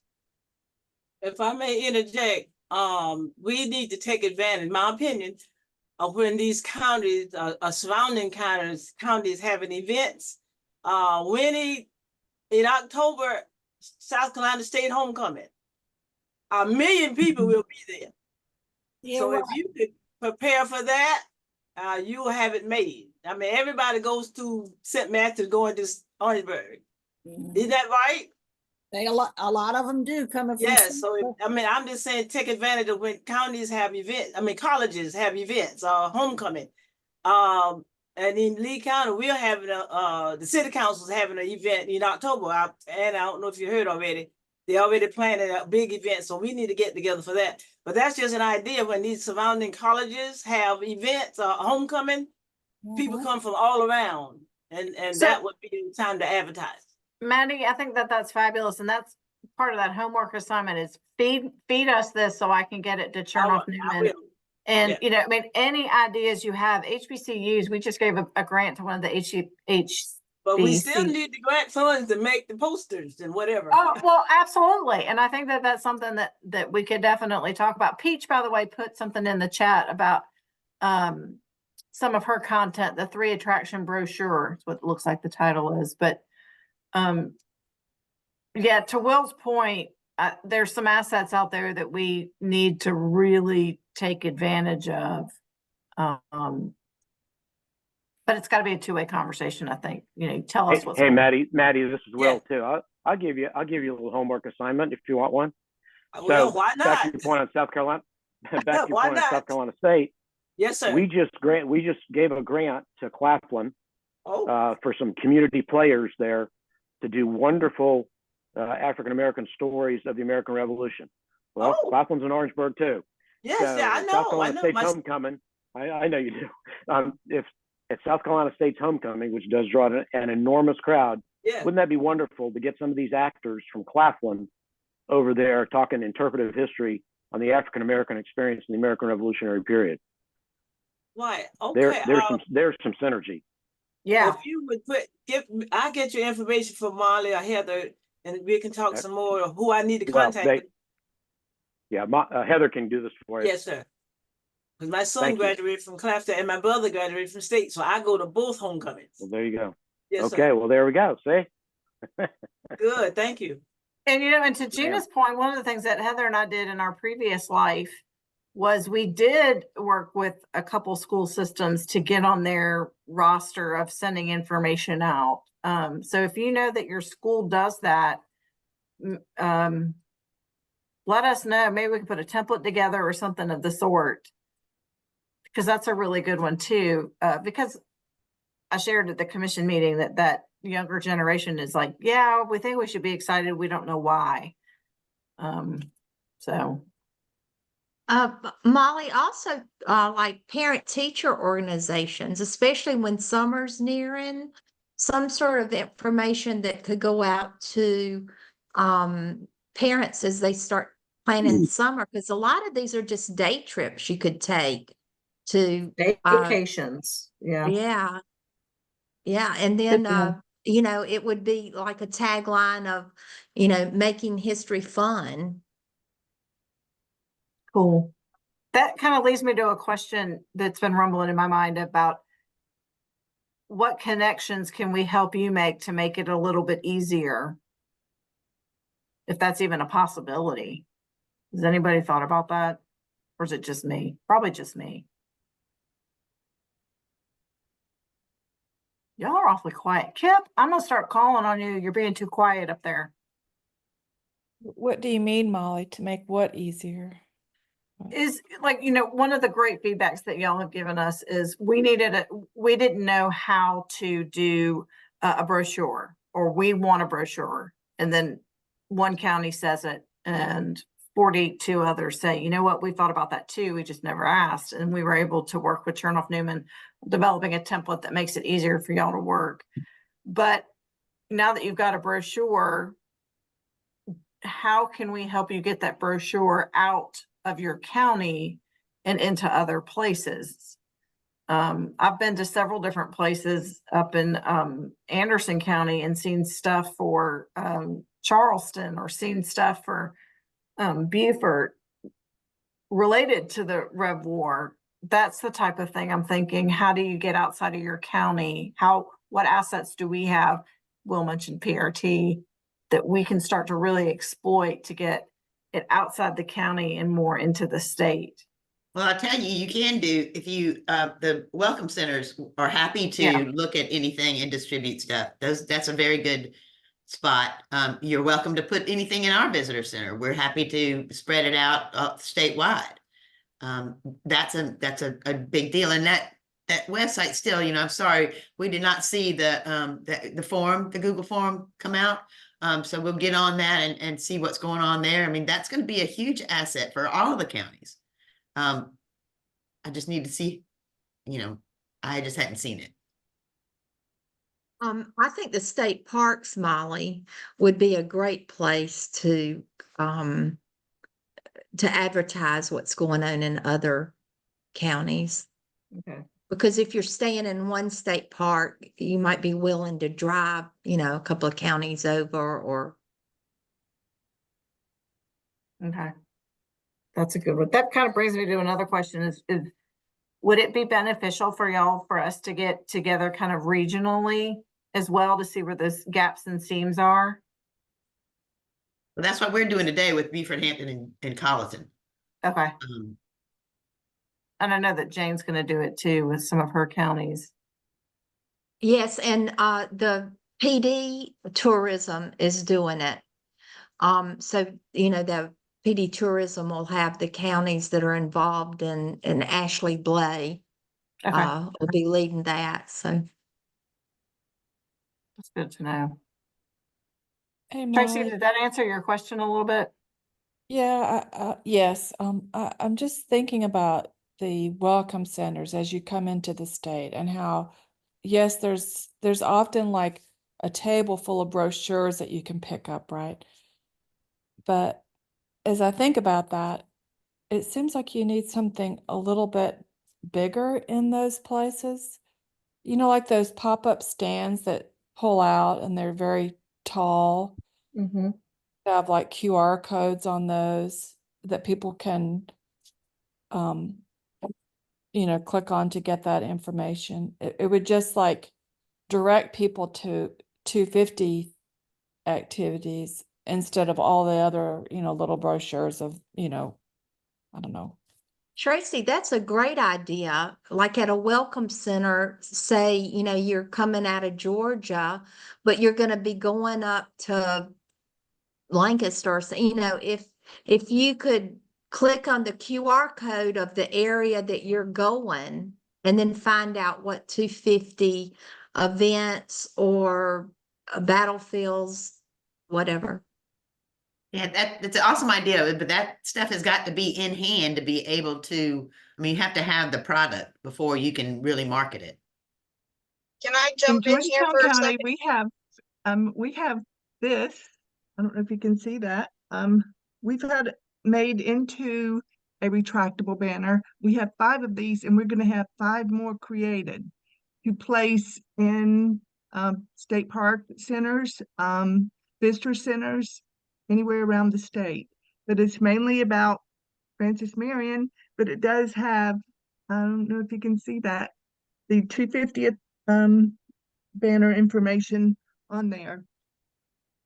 We already have these created, they're ready to go out. And we just need a place to put our banners, our retractable banners. Okay, so you need help. Okay. Sharon, how do we get one of those, like at the Veterans Museum in Bishopville? We can bring it to you.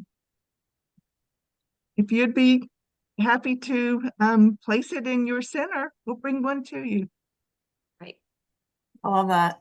Kathleen, you were going to say something too. I saw you light up there for a moment. Yeah, sorry, I'm driving. So the Jasper County and Beaufort County right now are looking at partnering with a digital display for our welcome center here at the Georgia border.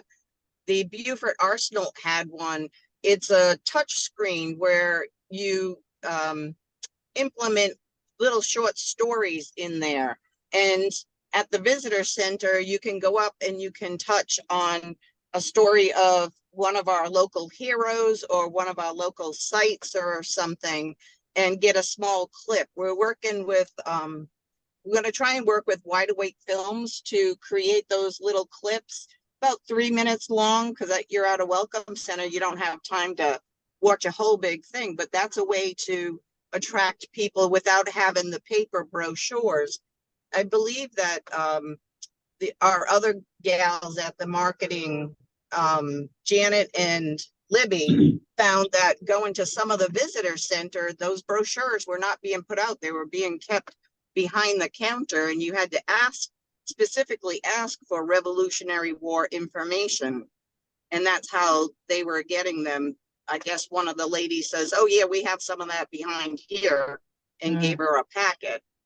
But I think the digital displays, I've talked to the company, they're not that expensive. They're about I think $5,000 for the digital display, and then you've got to pay for somebody to create the content. But I think that's a better way to go.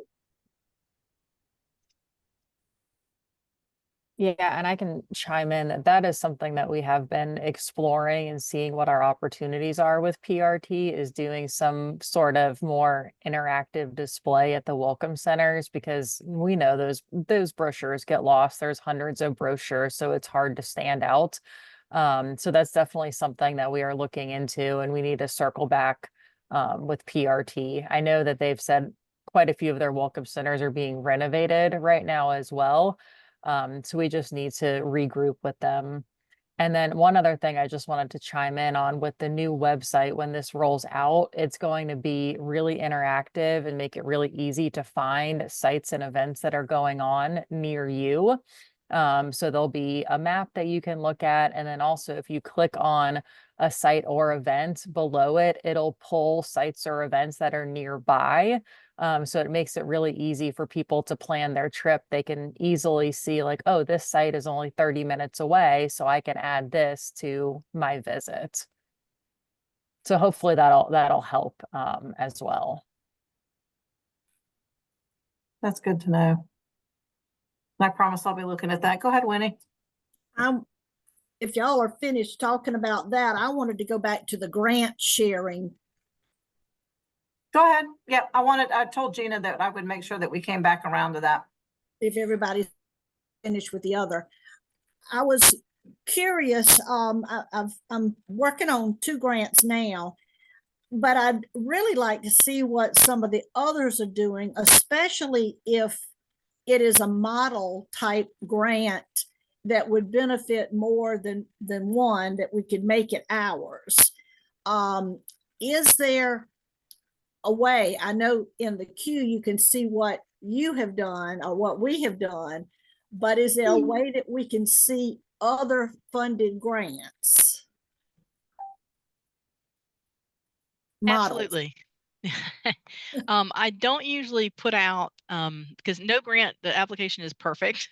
So I hate to put out like, here's an example of an application, particularly without their permission. But what I do have is a list of what's been funded. So I can put the link in the chat, so you can see everything that has been funded. And if you have specific questions, Winnie, I'll be glad to answer those. Let's see, and I'll pull that up right now so you can have that. It's under our grants page under previous grant awards. And I also want to go back to Gina's question. I mentioned to her in the chat that we have a couple counties like Berkeley that have very specific rules. They really like to review all grants that happen in their county. So that's one route you can go. We do not require that the county 250 approve a grant before it comes to us. But we do ask that grantees have a letter of recommendation from their county 250 group. So hopefully they get tagged in plenty of time. If I know about them in advance, I make sure to share them with the county primary contact, so that so that you know about them. But sometimes people put in at the last minute, so sometimes they skirt that. But we try to make sure everybody gets connected.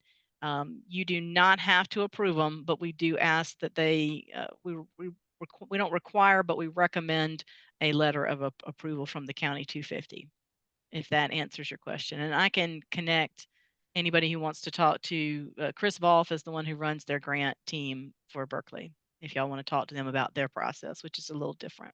And Catherine just put in the chat what Charleston County is doing, especially in your bigger communities. I would say that you definitely need to know what's going on. One of the things that two things. One of the things that grant reviewers really try to do is, if we see a grant come across and we rate it, and then we see another one that's very similar, we'll somewhat stop the process and say, and we did this recently with the amount of African-American interest in grants, is get everybody together and see where those synergies are so we could build capacity even further. So to a little bit of that, we try to, when we see it start to come in, we work on it there The other part of the website that we're working on is a forum where everybody can talk internally here.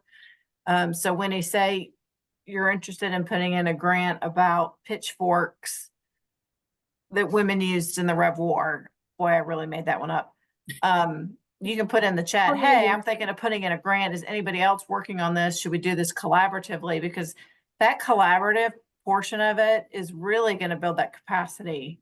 And then it's going to be easier to say, we're going to go all in, think big, think outside our county as well.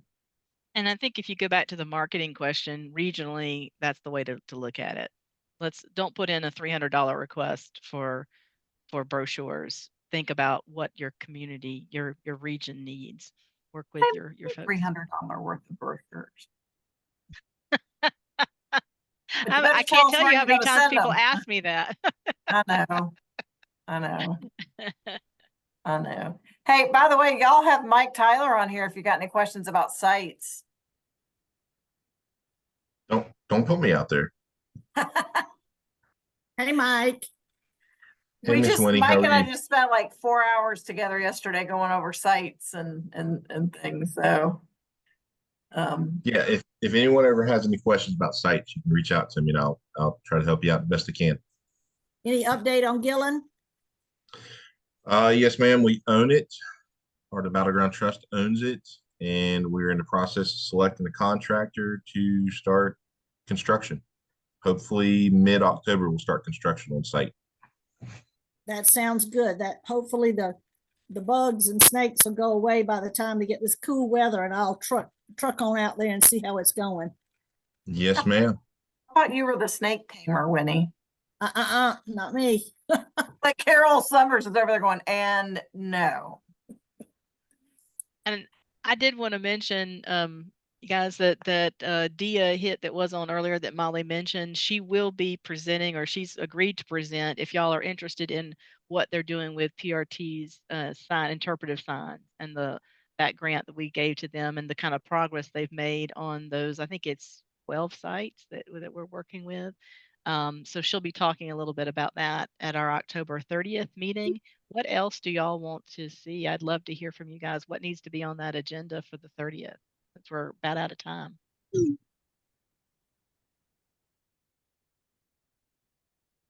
Not all. You can always email us, text us. And I see that Tom Persons is down here as well. He's on the call, and he's he's working on the trust. If there are things that you come across in talking to someone that has a collection, that has a database, that has something, and it goes into that preservation focus area, don't hesitate to reach out and we can get you in touch with Tom, because we want to make sure that South Carolina is never forgotten again. And you may have someone who has an amazing set of Bibles that's got all these Rev War names in it that I think that that's important as we go through this process too. It's not only our tourist and our development, but ensuring that those collections are taken care of too. And we've gotten some grants to do that as well. Okay, we're wrapping up. Any thoughts, concerns, prayer requests? Anything from DAR? I know Carolyn's on here. Bill just represents Bill. This is Tracy Andrew. I'm in the DAR, but I am sort of associated with the Greenville County 250 Commission. At least I occasionally get emails from them. But just listening to all this, I just want to make a couple of comments. One is, and this is really a little bit outside the box in terms of communication, but what about something like the DMV? Like when people get their driver's license renewal, could either the letter that they get or the email that they get have something, learn about, upcoming South Carolina 250 events. That kind of came from the idea of having it sent out with school information, which I think is another great thing. And then that made me think, those pull-out banners that we talked about for the welcome centers, they're not I mean, you could, it seems like you could also do that pretty easily in schools. You could have a nice pull-out banner in the office. I mean, what parent doesn't go into the office of a schools occasionally to get the word out about things that are going on, and just have QR codes linking them to, you know, you could have a nice, one of those pull-out banners with QR codes or websites that they could go and look at. Tracy, that's a great idea. We used to, again, in our former life, we used to work with the city, and when the power bill went out, if you do it far enough in advance, a lot of times they can put a message on the power bill if you're having an event.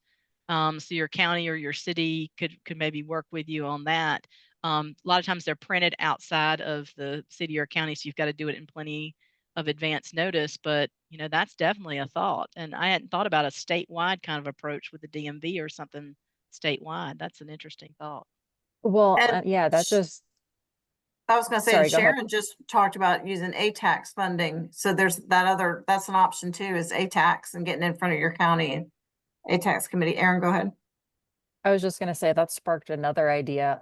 I know through USPS, when you're moving, either moving to South Carolina or just, moving to a new house, you get a welcome packet from USPS, and people are always, you have to purchase a spot within that packet, but that's another great opportunity where we could have something included in that. Bill. And then another idea is just, I mean, generally, if you want people to travel around to see different locations around the state, it seems like it'd be a really good idea if the museums, libraries, and maybe even the county buildings could somehow be coordinated so that for over a fairly long period of time, each one of them had an exhibit of what happened in their area during the time period of the revolution, so that, you go to, the museum in Charleston, and it has and then it has something to say, oh, go visit all these other museums that talk about what happened in their areas. And it could be either museums, libraries. I know Greenville has a brand new, beautiful county building with a huge open space. And I look at that and I'm like, this would be great for an exhibit.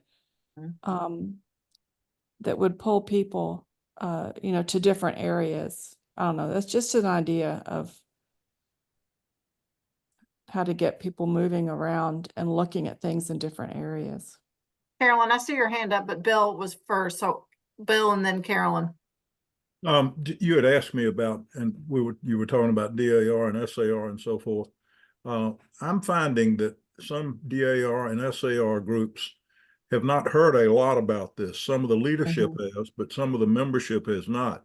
And the last two meetings I've been to have been very well populated with people attending. At both meetings, I was told that they were having higher attendance. These are SAR meetings, but one of them was SAR, but they had invited everybody in DAR in the county. And we had like 80 people there. And the individuals were more excited about this than they were when they first came in.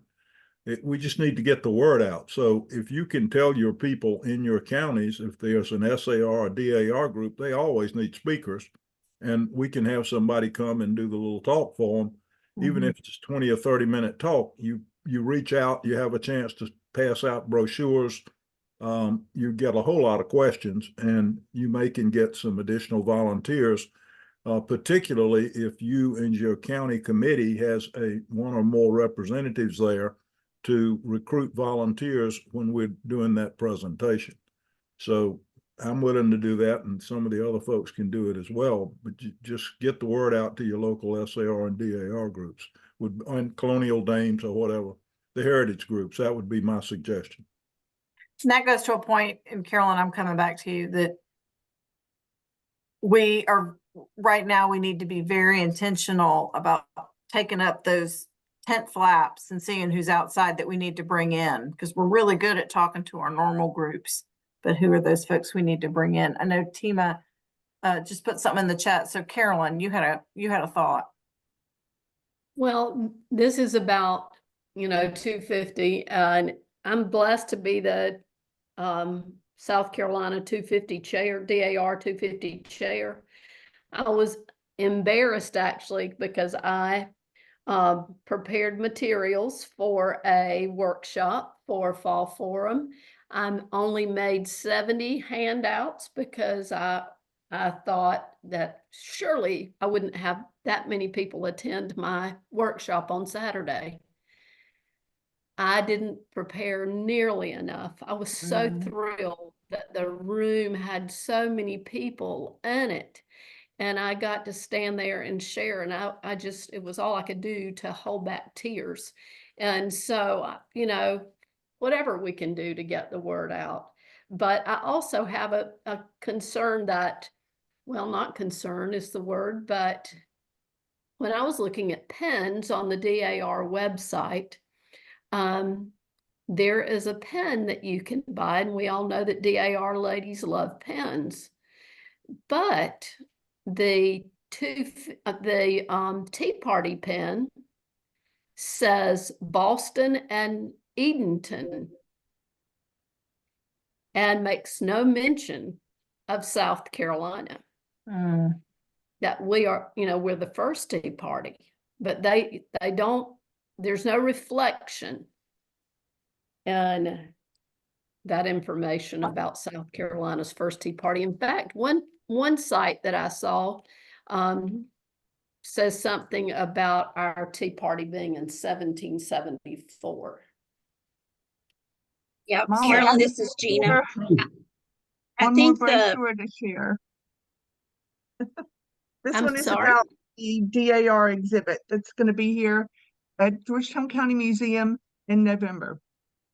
And we can Awesome. share the Gina, what were you going to say? I was just going to say, I think those two pins are because National had a commemoration at Boston last year and will have a commemoration at Edenton in October. I think that's why they Right. had pins, because it's a national event. And I'm not sure Right. National knew that Charleston was first. I'll be honest. I'm sure they did not. Because Catherine? nobody can. Catherine. Just to clarify, so our tea protest, it's a little up in debate on whether it was a tea party, because some people define a tea party, which actually the term wasn't used at that time. It was late 19th century term. But what we had in Charlestown in December 1773 was really a public meeting and a protest with no dumping of tea. And it was confiscated. It was stashed in the basement of the exchange building. It was different. I call it a tea protest. We do, we say it's the first one. In 1774, there was a sort of pro forma sort of dumping of tea in Charleston, because I think Charlestonians and South Carolinians felt like Boston had maybe outdone them, or that, well, we didn't dump it, we need to dump something. So they dumped some stuff in 1774, but we think the more important one is 1773. That's the real guts of it. And that's where we end up, we were smarter. We saved the tea, sold it later for purchase by people who wanted to support the war effort. So it's a little bit of a debate on whether the tea I party, whether understand the tea that. protest. Yeah. I So, understand yeah. that, but still, we should not be overlooked in that. We shouldn't be passed over again, like right. always. There you go. There's the point. There's the point. And to me, yes, we have been looking at internship programs in those academic areas of history and PRT, because we definitely needed a more diverse group. So, but if you have thoughts and you'd like to help us, I'm going to put you on that committee, Tamia. So get ready. Okay, I have thoughts and I would like to help you. So there's that. But I also wanted to make mention, I am also a part of the South Carolina Federation of Museums. Yeah. We have an annual conference coming up in September in Lawrence County. But part of why I mentioned that is because I heard several folks make mention of museums in cultural areas. Getting in contact with organizations like SCFM, the Confederation of State and Local historical societies, or even POMCOT, which does archives, libraries, and the like, and helping to get the word out through them to their membership would go a long way in helping to kind of not only diversify, but to share out the activities that you have that you're involved in. We don't do a lot of dissemination of paper information, but if you have some information regarding something that if you're a museum, I can't do everybody, but if you have something that you have going on in your museum, or specifically focused on like a historical component, you can always email the South Carolina Federation of Museums with that information. It's great if you've already got your own graphics and that kind of thing, or we'll share it out on our Instagram and our Facebook as well. And that goes out to folks that follow us that are a part of the museum professional community, and also folks that follow us just because they like the museums in areas. And that's one way that we can help you in promoting your SC250 activities. Hey, Tamia, can you put that address in the chat if you don't mind? I sure can. But that's a great one too. And not put you on the spot, but you need to fill out that that form also, so Chernoff Newman can get that in our e-news. Yeah, that'd be a big one. Carolyn, thanks, Tamia. Okay, may I just say something about our event that's coming up the 13th real quickly, since we're so short on time for that? Yes, ma'am. We are actually going to be celebrating Andrew Pickens' birthday on September the 13th. We began at the Museum of Art and History in Easley, and at 6 o'clock, we'll leave at 6:30 to go to Hopewell Plantation. And I want to just read you Dennis Chastain's blurb here. He says, let's see right here. It says, friends of Andrew Pickens, our favorite son and hero of the American Revolution, will not want to miss this rare opportunity to see and hear about the Battle of East Seneca from a bluff on his Hopewell Plantation overlooking the site of the nighttime ambush. Historian Dennis Chastain will be making the case that the Battle of East Seneca was part of a larger military campaign held as the largest military operation at that point in the struggle for liberty, and one that changed the course of the war. This is history they don't teach in high school. Amen. We'd love to sister, have you come and be with us. Amen.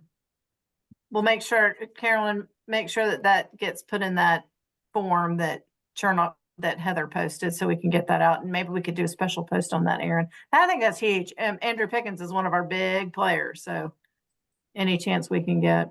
Any other thoughts, concerns, prayer requests? Bill, Just has a prayer quickly, request. the comment about the state museum statewide meeting, we might want to think about having a table at any of these statewide meetings of this nature, just to give us an opportunity to interact with some of these folks.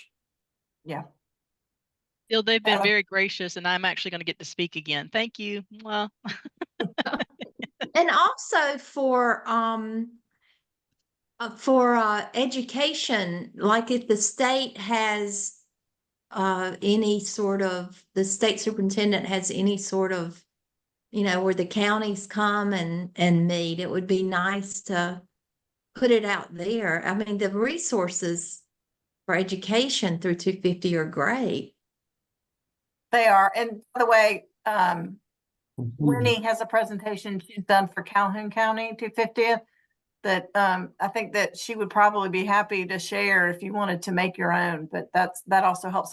And I know I did listen to y'all. I have the slide deck from the last meeting that you can generally talk about. I'm just trying to put some notes in it and clean it up, because you definitely don't want to do Molly speak, but that's coming your way too on that. So any last minute things you guys want to talk about? I want to be real respectful of your time. We're 8 minutes over, which is fabulous. One question about education. Has there been any more discussion with the superintendent of education or the curriculum area about working towards giving or providing information to teachers about 250 going on, and also within the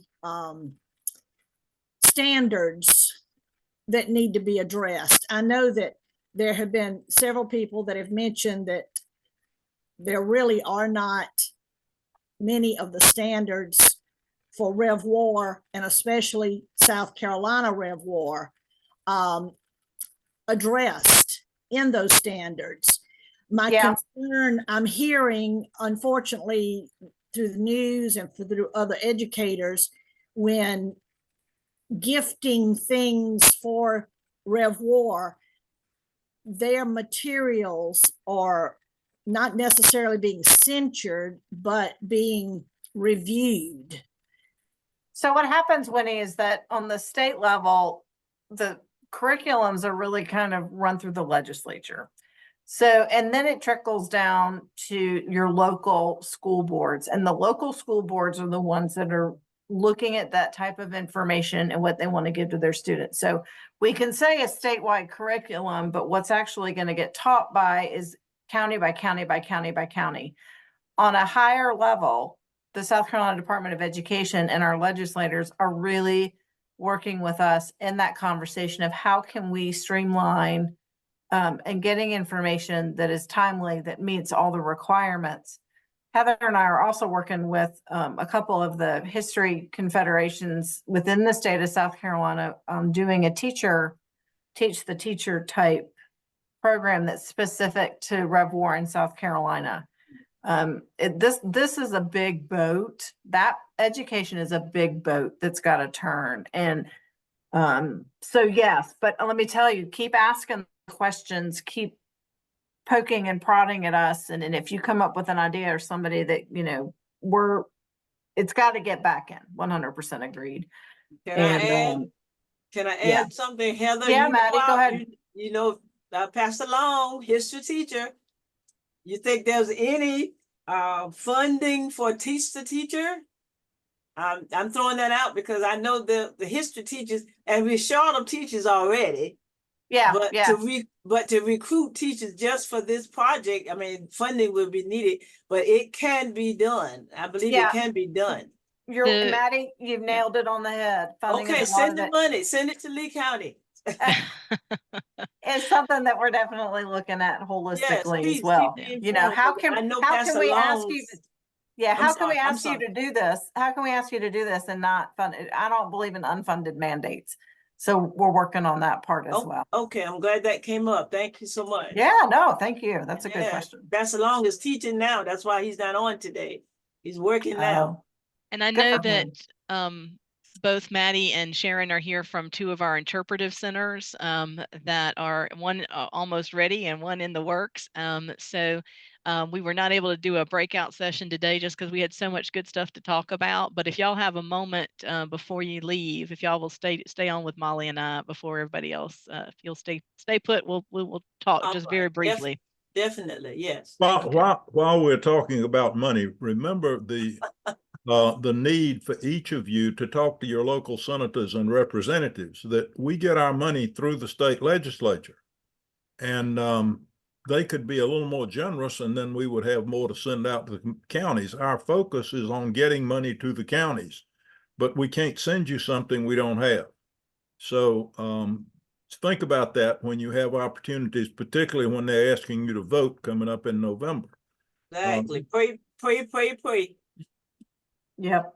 Good point.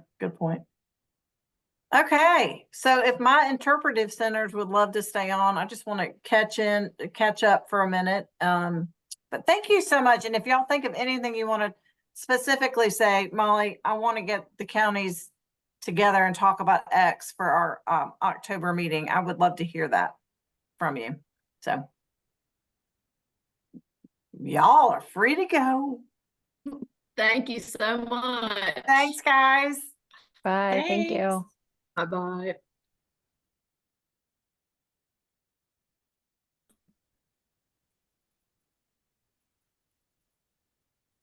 So Sharon, Maddie. Yeah, that's the only two that we have, I think, That's the only today. two. Yeah, we've got I've got an update from Berkeley. I'll see if I can pull that up. And she was not able to join us, and neither is I'm gonna go blank on the guy, we have a brand new guy in Pickens.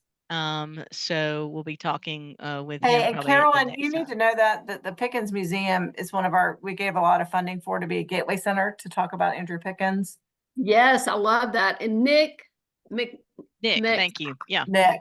Nick is our new director, and his last name just left me, but I have it written down here somewhere.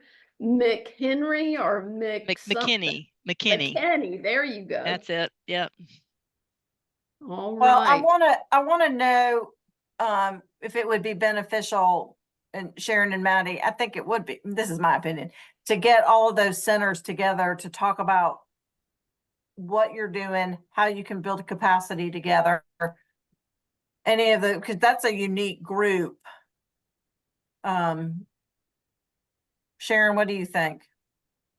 I think it would be great. It's really hard for our group just to get together as a group, though. It's just everybody's so busy. I don't know where this would be held, if it would be held in person or by Zoom. I was thinking by Zoom, and maybe it's just one or two people from that organization, and we can tape it so you can send it out. But just to know each other, y'all are a special group, and I think that, and especially as Maddie is developing an African American center in Lee County with Annie and several other folks help. I think it's going to be real important for the do's, the don'ts, the goods, the bads, the uglies, or, hey, we've got this information and we want to send so-and-so to Sumter, all that collaboration, that's the word I'm looking for, can really be helpful. I think it would be What great. are y'all doing? What traveling exhibit are y'all doing? It's not traveling. This is a center. It is a okay. center. It is a part of the display that or the information they have about Francis Marion down in Georgetown, and then the one up in Pickens is about Pickens, and it talks about Sumter's his about life. Sumter. Yeah. Yeah, and Sumter, and it talks about their life, but it says, by the way, Pickens wasn't just the only person. You need to go here to learn more about such and such. So it becomes this flowing of learning about thanks, Winnie. It becomes this flowing information of like, oh, I didn't realize that this part of the state played this role and this played this role. Does that make, so it's a gateway center, an interpretive center that sends people out in gateway. And Maddie's is definitely the African Americans. We're looking for a place to put women, to talk about women and children, so that could be anywhere, frankly. But does that help Annie a little bit? Yes. So, okay. Well, I just wanted to get y'all's feedback. I think it would be important. So maybe I'll just get Tyler to help me do a doodle, and we can set aside like 30 minutes and. Okay, sounds good. I'll get your contact if you don't mind, Sharon. Oh, yeah, Sharon, Maddie wanted to talk to you. I do know that. Yeah. Okay, and I added it in the chat box. I added my email address. Are you there? It was in response to. Yeah, you gave it to me, Sharon. I can text it to you, Maddie. That's fine. That's fine. That's fine. Okay. Yeah, it's somewhere up there in the chat. Cool. Any other? I just wanted to check in. So anything else? I know she's a step ahead of us, but we're coming along. Hey, yeah, that's the beautiful part, is that you can stop where you are and help the people behind you and help the people in front of you, and we're here to help. Yeah, and Sumter's really doing well too. They're about to have a new building, so this is going to be part of a new building, but they intentionally, like you said, they went out and said, okay, now we're going to have handouts that say, here are the other places you can go to learn more. So I think that connectivity and intentionally having that as part of your process is important, as the centers say, start here and then you can go out to find other things. So and then I'm looking at the update I have from Berkeley on their center, and they really responded more to questions about the docent program. They are getting good response from their Spanish language text on their Spanish language interpretation of Fort Fairlawn. But they're having some trouble scheduling docents. That's some of their challenges, they said. So that's been some of their challenges so far in renovating their space. So, but That's anyway, good. Decent programs. yeah. Okay. So, Awesome. Y'all rock. Let us know.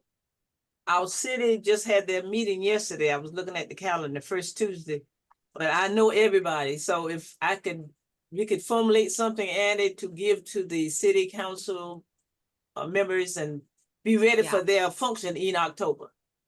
I speak on Tuesday at the county council. Oh, that's coming. Oh, Tuesday coming. good. Yeah. Good. Yeah. Well, and I meant to mention this, and I'll definitely talk about this on the 30th, if with Molly's permission, is one of the components of the Lexington and Concord, that anniversary is the 2 lights for the future. So it's a great opportunity to go back before county council, city council, is to say, we'd love for every county and across the state to participate in the 2 lights program. So on the 18th of April, that night, in honor of Paul Revere's ride, everybody puts 2 lanterns in their windows, in all their county buildings, or their city buildings, or their school district, or, it could be whatever, their museum, every entity's got 2 lights on April the 18th in honor And of Paul Revere's ride. it started from our colleague in Wisconsin. Not the Massachusetts folks, but Wisconsin. yeah. And I think it really is geared towards children. So I think having them in your schools would be especially nice. Yeah. So idea. two lights for the future is what it's called. I love it. Yeah. Okay. I'm gonna let y'all go eat lunch. Holly and Heather, Thanks, Molly. I stayed on. I wanted to ask a question after you were finished with Yeah, this. sure. Would Go you ahead, mind? Tracy. Sure. Okay. So I wanted to ask about there isn't a 250th commemoration, which will actually happen next year. It's at the Battle of the Great Canebrake in Lawrence. Wait a minute, no, that's in Greenville County. Yeah. There was a battle there, and some of the chapters, the DAR chapters here in Greenville, we've kind of been kicking around the idea of what to do there, because you might know a little bit about it, Heather. It's a big farm, and the battlefield is down in an area on the farm. Yeah. But it's also, the farm has been turned into actually an event center, like I don't know when, years ago. And so we've been wondering, like, okay, could we maybe do like a colonial ball or some sort of special event there? And would that be something that we could request some money from South Carolina 250 in a grant for? Is that? I would say, definitely talk to the Greenville County 250 people, because I mentioned it to them. We kind of brainstormed a little bit the day I had lunch with them, because I was like, folks, this is your battle. There's not a lot of battles in Greenville County. This is it, and it comes up early because it's in the snow campaign. So it's early on. So that definitely, start planning now. I'll be glad to help if the DAR group or the county as a whole, which I think you should be the county as a whole, gets behind doing an event, or maybe multiple counties as a whole get together and do an event around the Great Canebrake. It also gives you an event early on, because so many of these anniversaries are not until going to be till 2030, so this gives you something to talk about early on. And I think that you also need to get the Great Canebrake, that massacre. No, not a massacre. It wasn't a massacre. That you're thinking about another. Yeah, Long Canes massacre. That's the other. It is a battle. There's a Long Canes battle, but that's in Greenwood County. You're right. You're right. It confuses me all the time. That's something that would be on the statewide level that we would want to participate in and help and publicize. So I would say, kind of get your ideas together, and then we can get some. That's December a year, right? Yeah, it's just a little over a year away. Yeah, we need to be looking at that. Yeah, Tracy, we don't know about it. We don't know about them until that's again what needs to go on that spreadsheet. Yeah.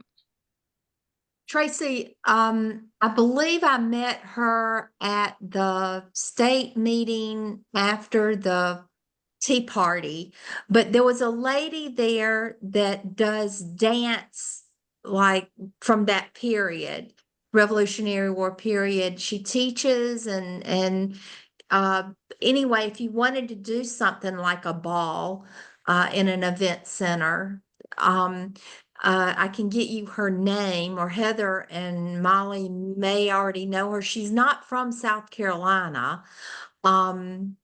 I do know somebody I think they're in Florence, that possibly does it. She plays the harp.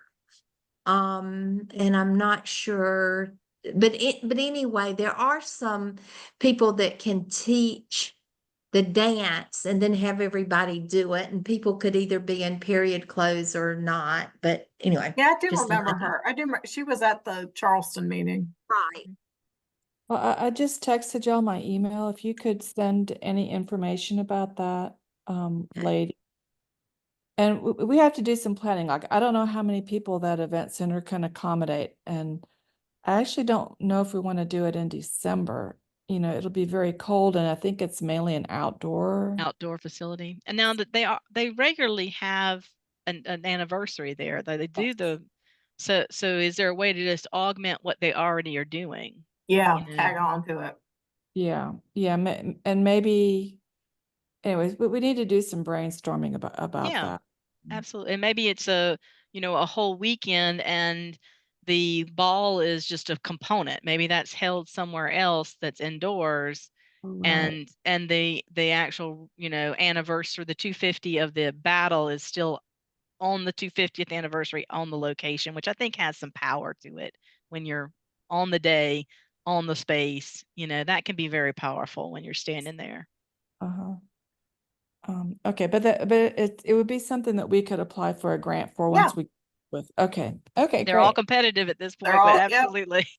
You can certainly, I'll be glad to help you apply. Okay, thank you, Heather. Yeah, absolutely. Awesome. Okay, I'm gonna go get something to eat. Okay. Y'all take care. If you need anything, don't Thanks. hesitate. Thank you. We're here to Alright. help y'all. Good deal. Heather, you're gonna download all that stuff from the chat. Tyler said he was gonna do it, I think. What was that? Download the stuff from the chat. He was gonna help Kip do that, I think. What am I downloading? Just the all the chat notes, or? Yeah, I think the chat notes. Okay, I can probably do that. I think Tyler was gonna do that too. Okay, well he's here, so he's probably just stepped off when we went to talk about grants. Yeah, he did. He said he just got off. I do have a question. I don't know who else is still here.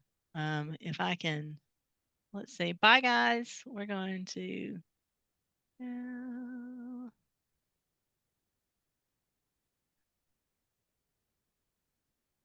Yeah. Okay. Okay. Okay. I hope I didn't mess that up, but anyway, it's just us now.